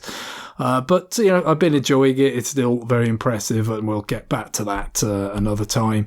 Also, I've been playing quite a bit of Mario Tennis Fever over the past month, really. I mean, you know, since it came out, but obviously not the kind of game that you're necessarily playing big, long bursts, so there's not an obvious point to say, oh yeah, I played an absolute enormous amount of the past week, so let's get to it. But I've pretty much unlocked everything now, to the extent that kind of matters terribly much. I mean, there's characters, there's alternate colours for certain characters, there's the fever rackets, so there's quite a lot of things to unlock, but you know, not all of it is that desperately, a lot of it's maybe just alternate versions of things, you know, and whatnot, that aren't that important, but still, you have various different kinds of challenges. You know, did the adventure mode, which was as expected, really, but then certainly indicated by reviews. But mostly a tutorial. I mean, some of it very explicitly a tutorial, in that it's like, well, the Mario Brothers have been turned into babies and therefore have forgotten how to play tennis, and we must educate them as to how to do it again. So very explicit in that case. It does kind of evolve a little bit before the end, but it's over relatively quickly, again, as people who've read the reviews will know. And yeah, that is... sorry. I'm playing that right now, and yeah, like I'm halfway through. I hope that there's not too much left to it, but yeah, like you do all the academy stuff, you leave the academy. I thought, like, wow, I finished this much earlier than I thought I would based on the reviews, but then I forgot, like, oh yeah, there's this whole quest about turning them into not babies anymore. And the game seems to have taken a turn even more towards the mini game. You know, like I did the thing where you're using a water racket to shoot water at a fire because you're on a flying ship, and right, yes, Wario and Waluigi set fire to the ship. Anyway. Yeah, so basically when you're in the academy phase, you get some kind of somewhat non-sequitur-y kind of mini-games, which, I mean, I get there's been similar things in previous Camelot-developed Mario Tennis games, I believe, like, I think the one on GBA maybe had some kind of somewhat similar kind of mini-games, but, you know, you get some in the context of the academy, and then, yeah, when you leave the academy, they find very thin, like, narrative reasons to do pretty similar things, you know, just but yeah, this like, fire can only be what's the word? Extinguished. Doused, extinguished by the power of tennis. basically. Yes, Obviously. no, we could certainly, the solution is always tennis. Yeah. But that's the thing. It is mostly, for younger, certainly people who have not been playing this since Mario Tennis on the N64, like me, and played just about all of them since. Not Ultra Smash.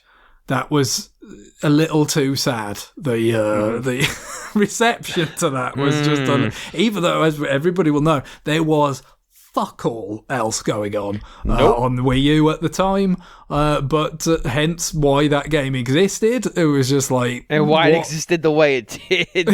Well, the way it was just like, we need something to fill a spot pronto, but we don't want to spend a lot of precious resources and time on it, so because it's probably just going to die on its arse anyway, and that's what we got. And even somebody who really loves all the Mario Tennis games I've played over the year, that couldn't be doing with that.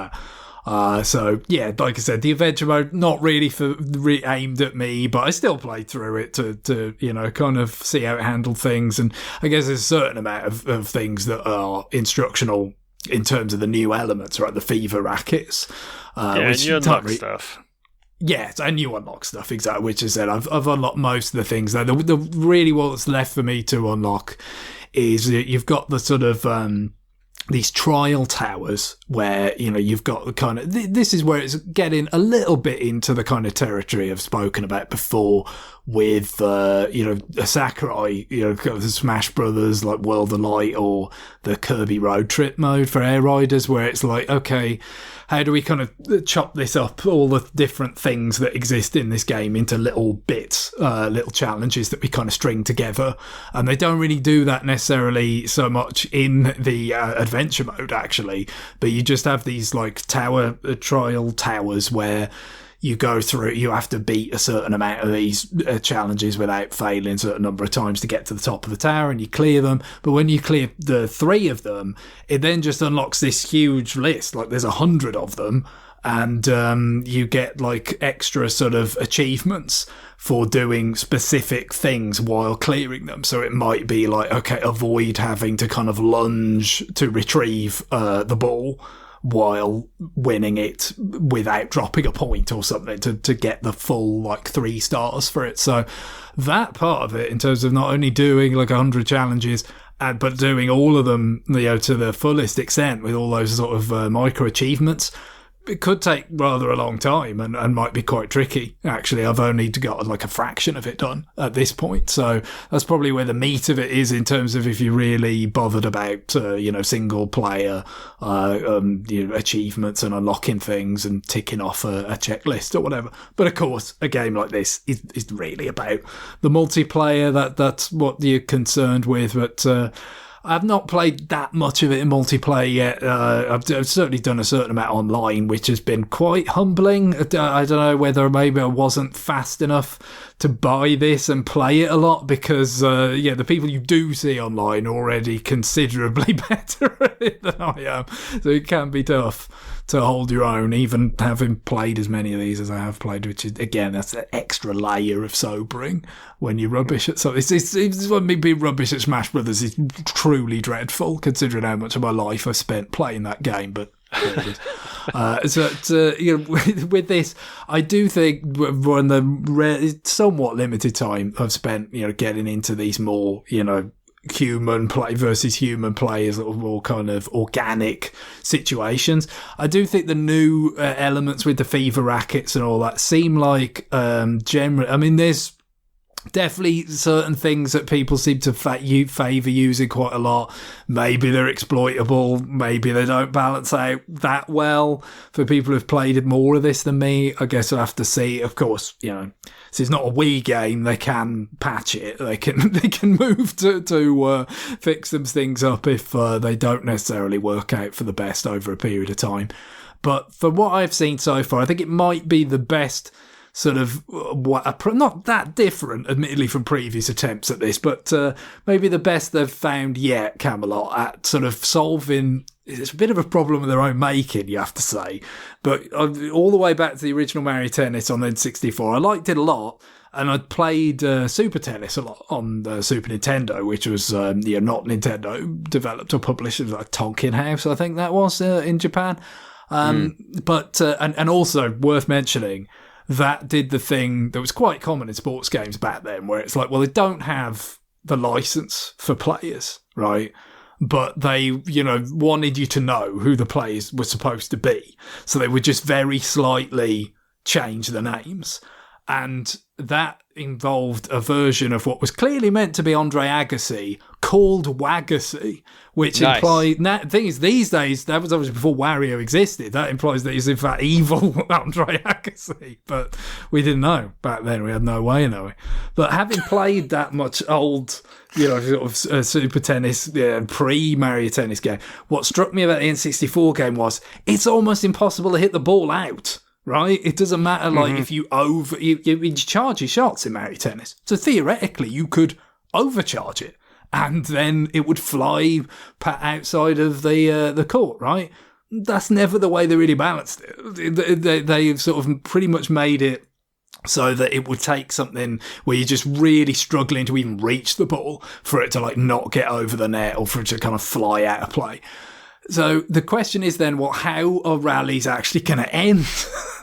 And that was the thing, is like, if you weren't committing sort of like basic mistakes, rallies, especially on certain surfaces and things in Mario Tennis and N64, could just go and go and go and go. It can be kind of epic, but also just really tiring, especially with that bloody N64 controller and its awfully contoured analog stick. That would get on your thumb after a good while. So all the way then from when you go to Mario Tennis on GameCube, they had the power shots, and I assume that was partially as a sort of thing of like, okay, we've got these sort of trump cards for people to play now. Maybe that's going to kind of, speed up the resolution of a rally.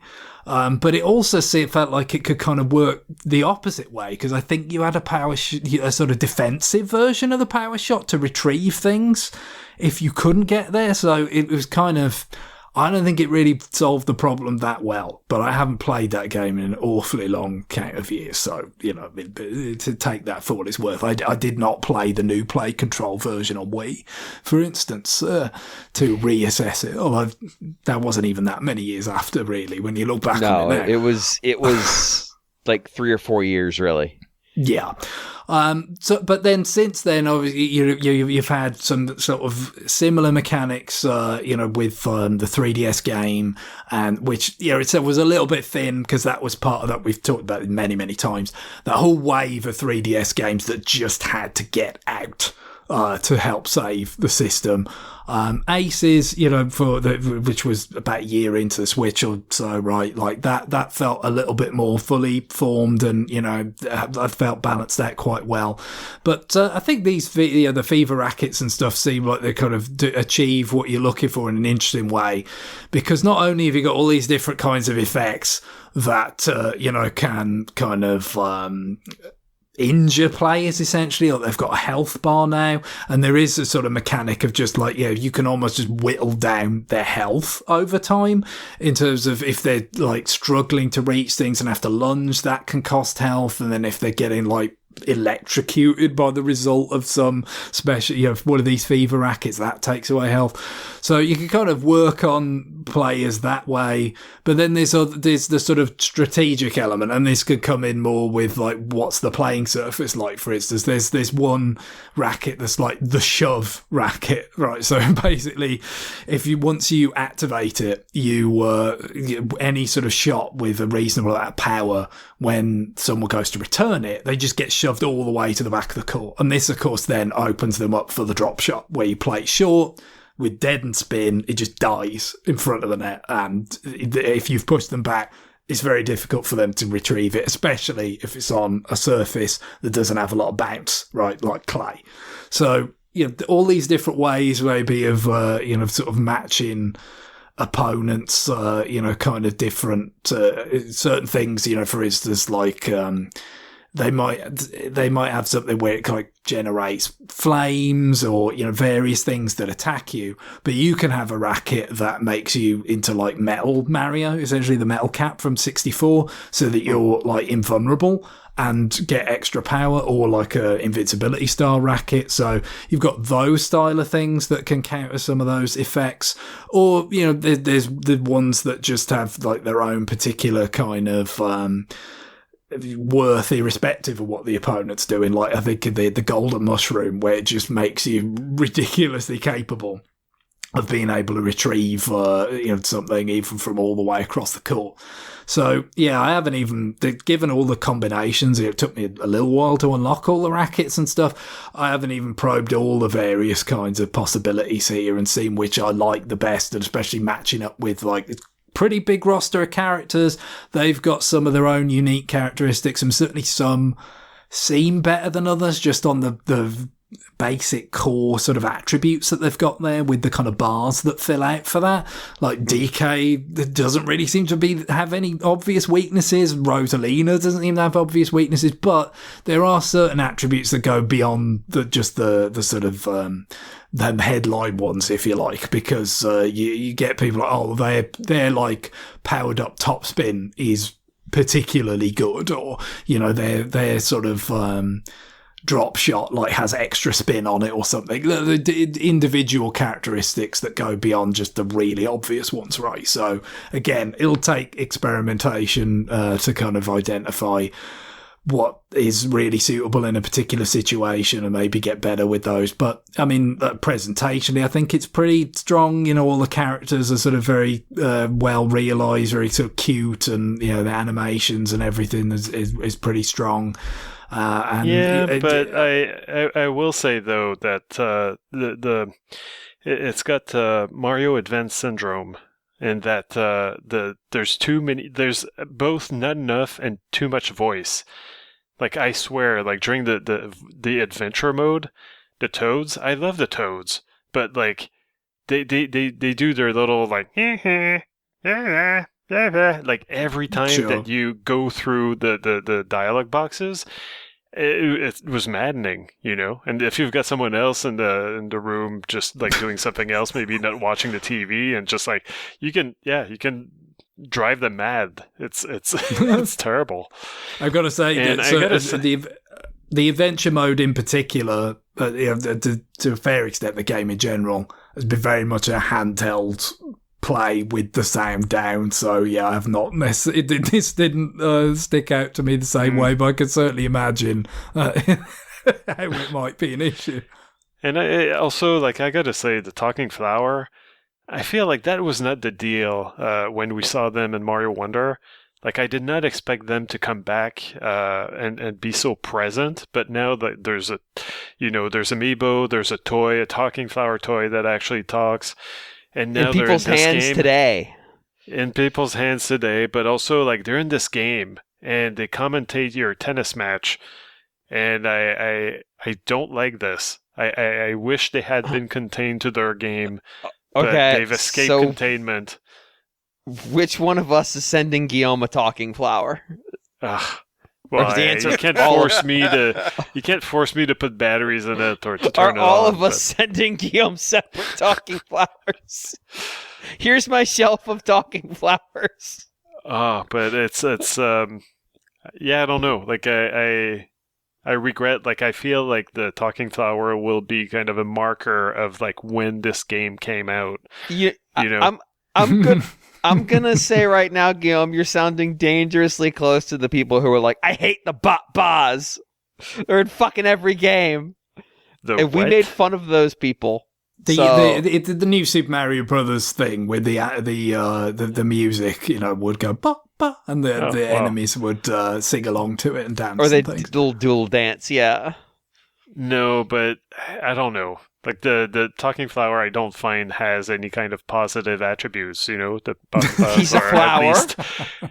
At least like the music is fun. You know, it's kind of catchy. Two attributes. I've not had that much of an issue because a lot of the time the sound's been down. But on the other hand, based on what I have heard, I'd still take him over quite a lot of real life sportscasters. So I mean, what does that say? Talking Flower narrates the Super Bowl. There we go. We did it.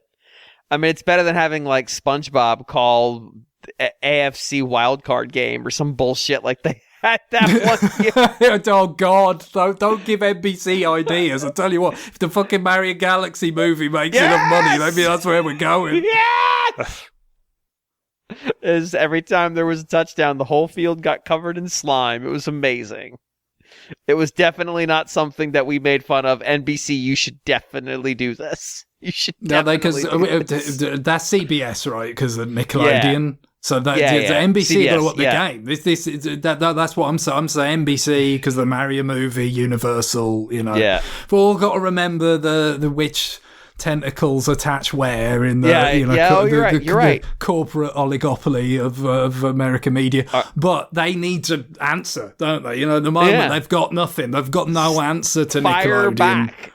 Yeah, but Talking Flower could be their way in. So I really miss the if it was between. I mean, again, this doesn't make sense in terms of the announcers because they work for ESPN now. But if it was between Talking Flower and Buck and Aikman, which way would you go, James? Why not Talking Flower with Buck and Aikman? Aikman would just be disgusted.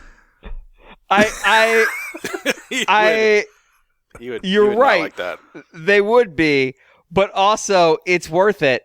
And I miss the Nickelodeon Valuable Player Award that we definitely didn't juice to the losing quarterback Mitch Trubisky because it would be funny.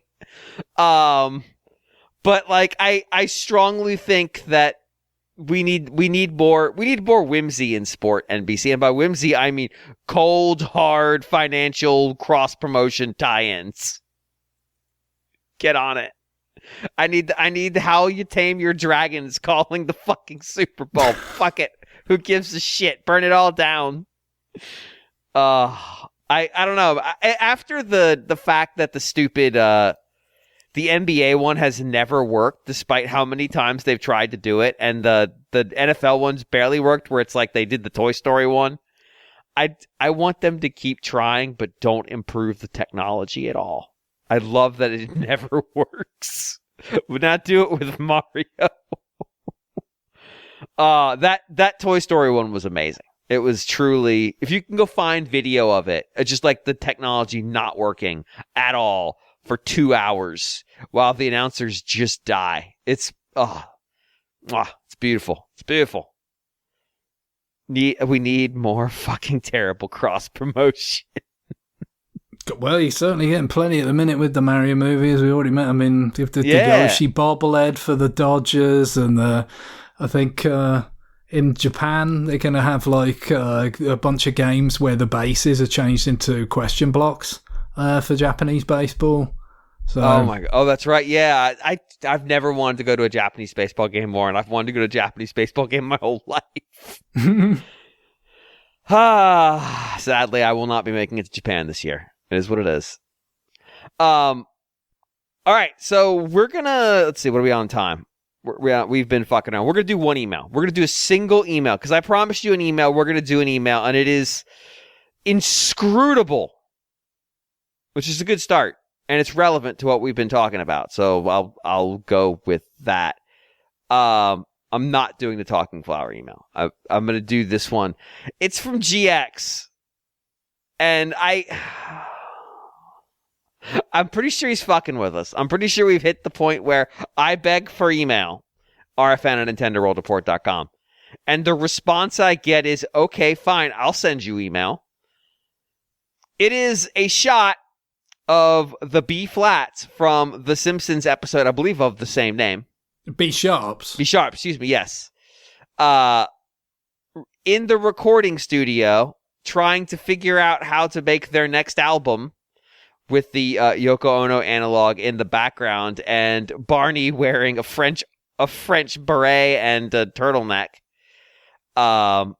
saying, quote, "Amiibo are in danger of growing stale, take them to strange new places that will reinvigorate the toys." This is almost exactly a quote from the episode where they start trying to make their music less barbershop quartet-y.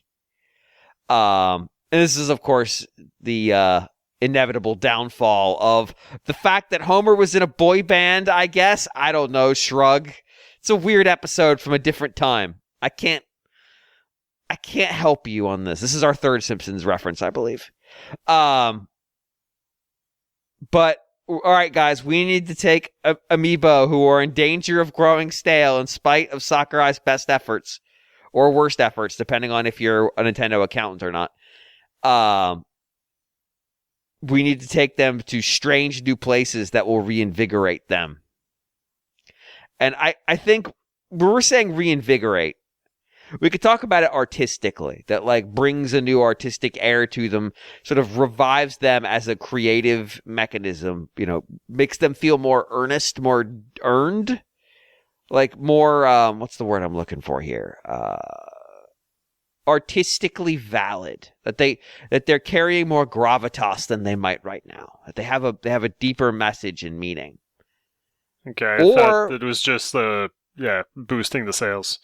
Or we could talk about making some fucking scratch. Right. That's more the tack that I would have. And basically, my thinking is the problem with Amiibo is that once you have it, like you have it. You don't need another one. You don't need two Mario Amiibo. You might be in the same neighborhood as me, Guillaume. Go ahead. Okay. Well, so to make up for the fact that you don't need a second Mario once you've got your first Mario, they make several different poses for Marios. Okay. But that's not good enough, like eventually you buy all the Marios and you have them all. So you don't need to buy more. There are no more Marios. Yeah, so they went and like, okay, we're going to have a cereal and the box is going to be the amiibo. And so people are going to have to keep buying the cereal. But no, they can just keep the box. The amiibo is the box. So they don't need to keep buying the cereal. So obviously the solution here is to make edible amiibo or edible NFC chips. I changed my mind. We are not going to the same place. No. Okay, because like I was thinking statement. it only scans once. Like then like it. Greg is closer to where I was going. The Mr. Inspector Gadget like explode and the message will self-destruct. All right, Guillaume, clearly like these. What flavor is your Yoshi amiibo? I don't know. I guess lime or maybe green apple. But the taste is not really important here. Like, we don't really care. Like, we just it is because we want them to eat them. So it's got to taste good. If it tastes like flesh, they're not going to eat it. Sure. God, that's assuming know what flesh tastes like. Huh? I have no comment at this time. It's fine. Please speak to my attorneys. Yep. Okay, cannot confirm or deny that you've eaten a Yoshi before. Anyway, like, so... What are you talking about? So edible, like, whatever, like, they could be candy, they could be cereal, they could be... The thing is that you scan them, I guess, after you ate them. Maybe like some Pokemon digestion game can help here. And yeah, like you just is this the sequel to Pokemon Sleep? Pokemon shit? Pokemon. Well, clearly diet. It's the next step. Pokemon digestion. Yeah, Pokemon gut health. I think we've got something here. But yeah. Oh god. So a colonoscopy the long way, as we'll call it. Yes. Yeah, yeah. Well, and through the magic of NFC, I guess like you rub your your Switch, your Joy-Con on your body, trying to locate where it is, and it's digestive system journey, and you just pump out a game around that. I guess I don't know. I'm not. All I'm doing is putting the idea out there. I'm the ideas guy. Put it back. I'm not the developer, but I am sure that the people behind Pokemon can make it work. I'm now just stuck with the phrase "a colonoscopy the long way," and I hate it. All right, so I was gonna do something 97% less horrifying. In the early 2000s, late 90s. Well, actually, let me go back a little bit. There was when video rentals were a thing, there was this a lot of what's the best word to say? There was like a lot of like weight around trying to make the mechanics of just get the medium in people's hands and then getting it back. What if you could just not do that? And so there were multiple attempts at doing this. There was a company that produced a VHS cassette called 2View. And if you can't figure out what that means, it means exactly what the name says. You could watch the video 2 times. Now, if you'd ever crossed the threshold, there was a point in the video, like 2/3 of the way in, where it would pop up a message saying, like, hey, if you go backwards now, it's going to reset the counter. And so once you passed that threshold and rewound it twice, a magnet dropped and wiped the video because it was just, it's just magnetic tape. The idea was, well, like, instead of dealing with rental, we can build the video cassette to be much lower spec. Because video cassettes are actually pretty complicated pieces of equipment. So like they're like made out of cardboard. This case, there's less springs in them, and it's more just like foam springs rather than actual mechanical springs. Because they are only going to run 2 times. Like fuck it, who cares? And so they basically save a bunch of money on that. And rather than having to get the video and bring it back, just play it until the video just burns out. Great. That was easily defeated by removing the thing that triggers the magnet to drop. And then you could watch as many times as you wanted. Or just opening the thing and removing the magnet. Not smart. In the early 2000s, there was a video product called DivX, not the file format, which was a DVD competitor. Same idea, except they were cheaper than DVDs. Much cheaper. The reason, once you opened the case, very fast disc rot set in. You had a finite amount of time to watch it, and then it went away. Obviously, Netflix and other streaming platforms made this idea stupid, but it was an interesting idea from a company that didn't actually pay the fuck attention. I have more info on DivX I cannot disclose at this time. But here's the idea. What if the minute you open your amiibo, a biological clock starts ticking? And I don't mean some kind of weird shit about your body. But instead, it starts to slowly break down. Like, very slowly. There's an outer layer that's protected, but eventually that degrades, and then oxidation sets in. We'll call it rapid oxidation. And then the thing is gone. Or just, let's not waste plastic here. Let's say it's discolored. If you're a collector, you're going to want to buy a new one because that one looks like shit now. Mario's all kinds of fucked up colors. And you could just keep buying these. And like, you leave it in the box, it won't do it. But you're not going to want to leave it in the box. Because we've made the boxes 6 times as large. This is, and here's how I'll tie it back to the other form of like, hey, we're going to find new and enrichment here. This isn't about getting you to buy Amiibo over and over again. I want to make that clear. This is about understanding the impermanence of all things. This is the fact that flaws are a natural part of being. If you can accept the flawed, oxidized Mario, then you don't need to buy a new Mario. He's right there. He's still on your shelf.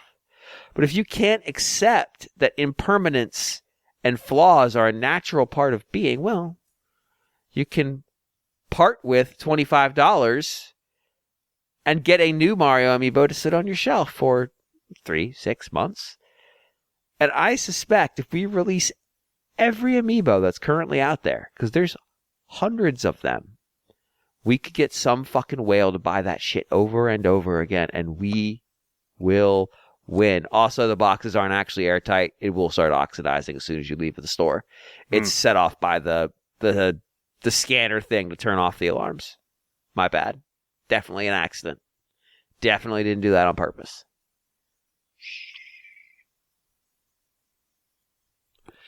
That's pretty evil. Yeah. Well, Yeah. you say evil. I say it's a psychological experiment. So you're okay. invigorating them by effectively killing them. Well, sort of. No, I'm invigorating the marketplace. Oh, okay. I'm Kind of like invigorating the fast- ideas. Yeah. It's kind of a faster version of like that mouse that I had like that kind of rubber Yeah. grip that just became really becomes- sticky and Yeah, it's gross. disgusting. Yeah. TPE. And the thing is, they know TPE does it, and they still use it. I don't understand. Just stop using it. Like, there's other products, but it's cheap. And see, we're not going to make this amiibo cheap. We're going to make these amiibos incredibly high quality. The process that is causing the amiibo to discolor is not just sort of shoddy workmanship or the use of lesser materials. This is a finely crafted, artisanal oxidation. We are getting exactly the effects we want and exactly the cadence we want them. This isn't going to look like some Super Nintendo that looks like it's been in a smoker's, it's been ejected from a smoker's lung. This thing is going to degrade in exactly the way we want. And here's how I make that Mario amiibo sitting on your shelf just a little bit worse. It's going to oxidize to Waluigi colors. Do you want that in your house, John? I see. I was thinking, could we just have it's got a different character inside? And then it's like you don't know which one are you getting. They're all so Waluigi. Therefore, you got to buy a whole bunch of them, and then you have to wait to find out if you actually got this whole set. Oh, I thought they were coming in the case of the original amiibo, and after a certain number of days, they pop open and you see what you get inside, and it's all Waluigi, all the way down. You want to be able to scan Link again? Well, you better go buy a new Link one. But don't worry, in 6 days, bam, Waluigi's back. I like the idea of Waluigi is the thing inside. I do imagine there's a simple sort of process at work here where it's kind of like they've got to think, if we can get people to actually want to open the box, we can get more sales. Because some people will want to buy it and keep it in the box and have it out of the box as well. So they'll buy multiple times. Oh, right? I have an answer. The cake and eat it proposition, right? So that's the thing I think that's kind of clever about the Sakurai Riders ones, because the idea of like you can pair them up with the riders with different machines. That means that there is some sort of imperative there to open up the packaging and say, no, I want to put, Waddle Dee on the Shadow Star or whatever. So I think that's pretty clever. A lot more so than a lot of the time the things they come up with to scan. It's just like they're either trivial, which won't necessarily get very many people to open them up, or they're just not trivial, and then that upsets people, like the Skyward Sword like warping thing or whatever it was. I can't even remember exactly what it did. The Loftwing and Zelda. It was essentially like a sort of quality of life convenience thing, but mapped to something entirely inconvenient. Scanning an amiibo.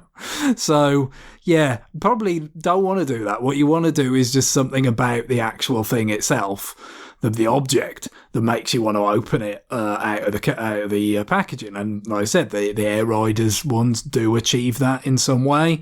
And then this idea of actually it's going to decompose into a different unknown figure. Well, maybe that would persuade you, but my turns into Waluigi. Yes, exciting stuff. My playbook for this is entirely informed by Transformers. So combiner teams. We don't forget just like different riders and pilots for the machines or whatever from Kirby. We need to be able to put 5 of Mario characters into whatever the Mario equivalent of Devastator is. And then people will have to unbox it at that point, because you're not going to not want Devastator, are you? So there it is. I've got it. Here's how you get people to unbox it. Charlie and the Chocolate Factory. A lot of the amiibo have that like little cardboard box they stand on inside the box. Inside 1% of those is a very rare Nintendo collectible. Remember when I got my Switch 2 and those coins were selling on eBay because people thought they would be super rare, and it was like you could sell it for $100 or some bullshit? Yeah, it turns out those weren't worth $100 because everybody got one at Best Buy. There were millions of them, literally. What if in 1% of amiibo, in that little cardboard box they're standing, a little cardboard platform that you can't see inside, there's a golden ticket. Now, you're not going to get a tour of Nintendo's factories. I don't suspect that'd be that interesting anyway. You just get something that has some kind of material value that you could sell. And you can leave the box closed. But you'll never know if it's in there. You'll never know if it's in there. What if I mean, this it's is almost the certainly one? not in there. But Right. maybe. But maybe. Exactly. And like, here's the thing. Let's say you buy 2. Well, sure, it wasn't in that one. But it And might have also, been in the when you other say one. golden ticket in this context, I'm thinking it's got to be something that's maximum stupidity, like the reward for getting all the Korok seeds. It's basically Golden that. Poo, yeah.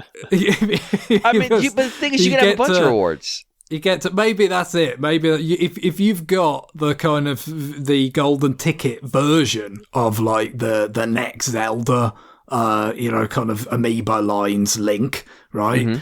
And you scan it, it just collects all the Korok seeds for you, or gives you credit, or gives you the cosmetic that you're supposed to like have on your profile or something as to demonstrate that you are the supreme Korok seed for it. But you didn't even find it; it was just a random amiibo unlock from an exceedingly unlikely probability. I love the idea of like they put a dummy in there, so even shaking it won't help you. And so you open it up and you're like, is it a real? Oh, it's a dummy. Son of a bitch. Because beyond the fact you're not going to get to become the owner of a chocolate factory at the completion of this initiative, you buy 2, you open 1.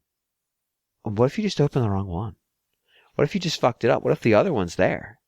Now you got to live with that amiibo still in the box is a constant reminder that could be the one. And here's the extra trick. You announce how many of the rare things there are, and then you increase it by 10%.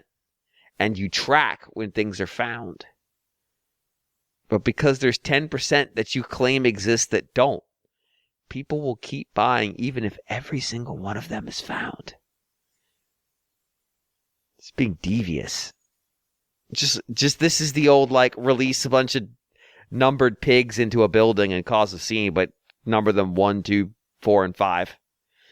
But instead, it's amiibo tokens. John, is this a situation where like J&J Dream Factory has leaked into my brain? Yeah. And it's just like, what if I did business but evil? And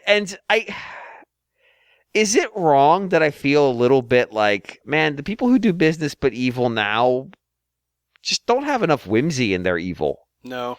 Is that it? If we talked about NXT blockchain games for AI or some fucked shit, if that had more whimsy in it, would we be less mocking?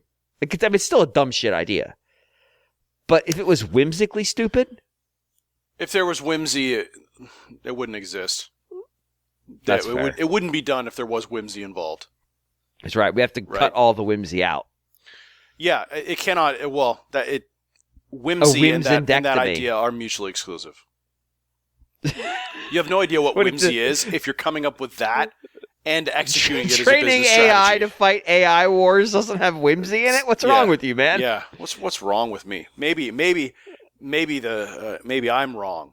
You know, it's the children that are it's the AI Skinner children that are wrong.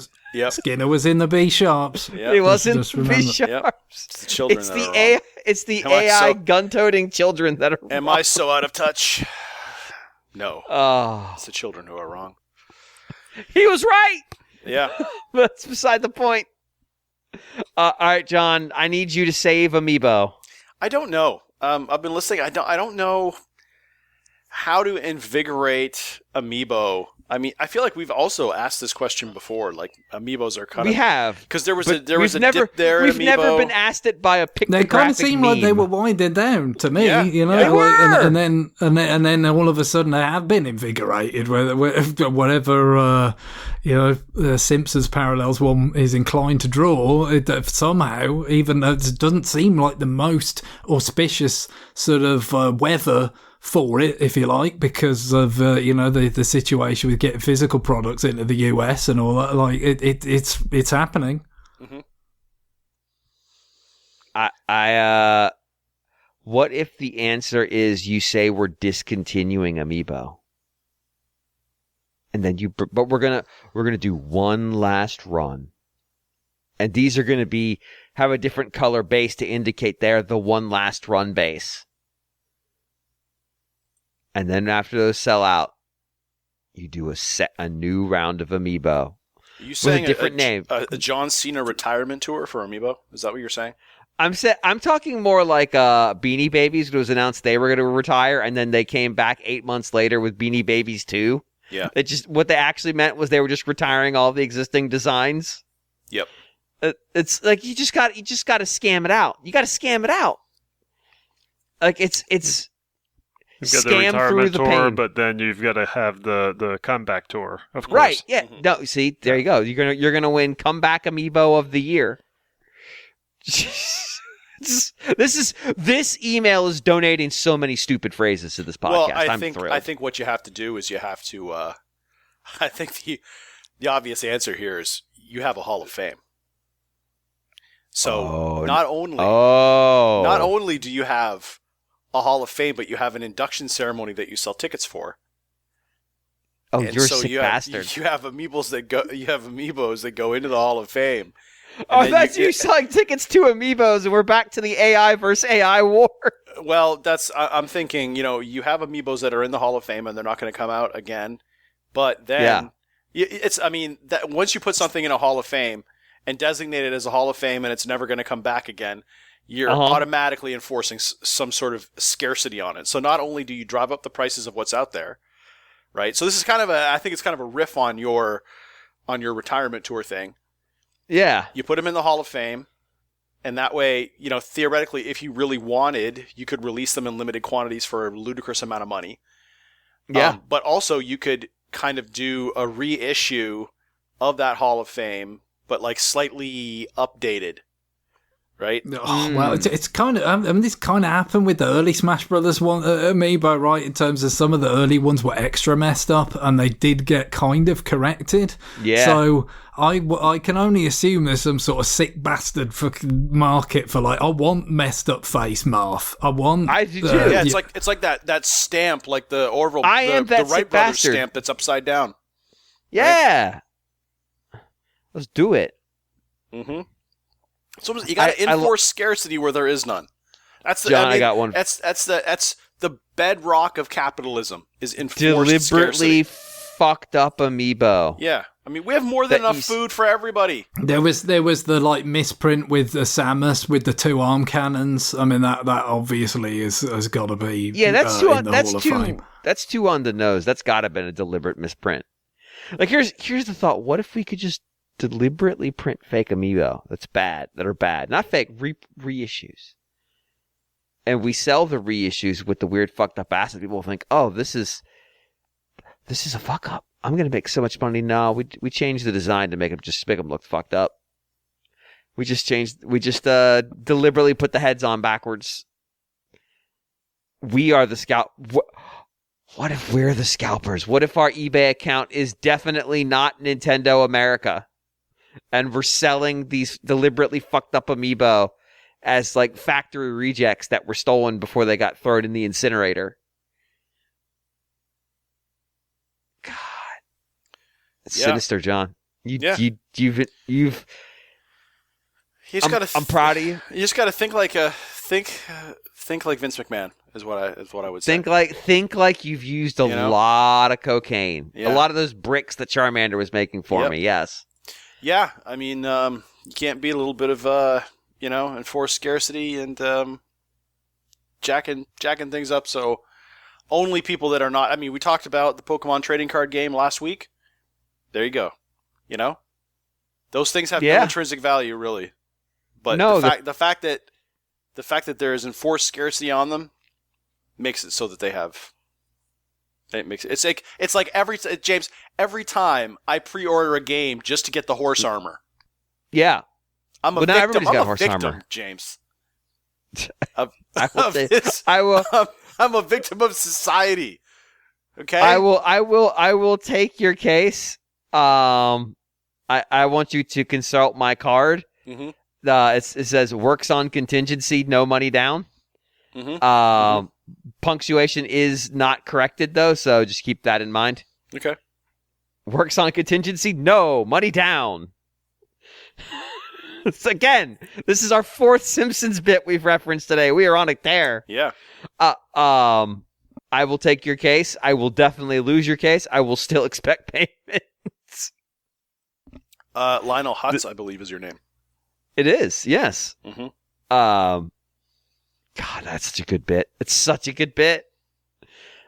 I feel like the only way, like, I like that none of us came up with an idea of, like, how can we make Amiibo more appealing? It's like, no, how can we fuck specific parts of our consumer base so they have to give us their money again? Yep. How can we lower quality of life? It's that part of the market. So it's always been very, ruthless. Yeah. But also, like, now we're in a, I'm not sure even if I understand it, but in a K-shaped economy, I hear. Yeah. Where the high-end goods are what the companies are trying to produce because the people with the Amiibo. money. Right, yeah, no, or like artists are struggling against, like with AI kind of taking away some jobs that companies would have hired artists for before. So maybe like have artists come up with like a single copy of one amiibo, like basically like a work of art, make that an amiibo, and then sell that to some rich asshole with no taste. What if I just made my amiibos out of myrrh so I could make them we're going to make this amiibo out of ambergris. It's going to be the most expensive amiibo known to man. Ambergris is so in right now, John. You can't go wrong with it. Just ask Roseanne. I'm trying to think, like, what other outrageous, expensive products could we make it out of that's not just, like, gold platinum? Which Nintendo, of course, has already done. Right, like, yeah. They would have to specify, like, no, this is gold Mario, like, for real this time. This was Mario that we encased in gold. This is actual gold Mario. We made one cartridge for the localized version of Mother 3 and we ground it down into bits and made a Lucas amiibo out of it. And then we melted those two because fuck that game. We're going to live stream us throwing them into an incinerator. We ground it down and gave it to the Royals for some reason to sniff. We found 3 copies of Stadium Events in a warehouse. We burned them and turned them into amiibo. We fit trainer, of course, just for closeness' sake. I mean, if you just wanted to try to invigorate them from a sales standpoint, we could definitely new hat this and give them a different color base. It's like it's the Smash Brothers amiibo, but the base is purple. What's the difference? Nothing. They're the same, but there it is. New hat is fifth reference. I think we're done. I'm done. Yeah. I think we are. I think we're finished. It was good for you, John. Sometimes I'll say sometimes a show is finished, and sometimes you kill it. Yeah, we killed it. And we took this one behind the woodshed. We killed it. The old yeller the shit out of this one. Yep. So on that, emails go to rfn@nintendoworldreport.com. Greg, what is our music to end this? Well, there was an announcement this week about from Limited Run Games, the Marvel Maximum Collection. This is a somewhat eclectic group of Marvel licensed games. I guess the headliner, I think, for a lot of people is going to be the X-Men Konami brawler from back in the day, because I guess that hasn't been the most available over the years. But there's some other games in there, and it reminded me of a bit of RFN, a sort of historical trivia, as well as some very fun NES music.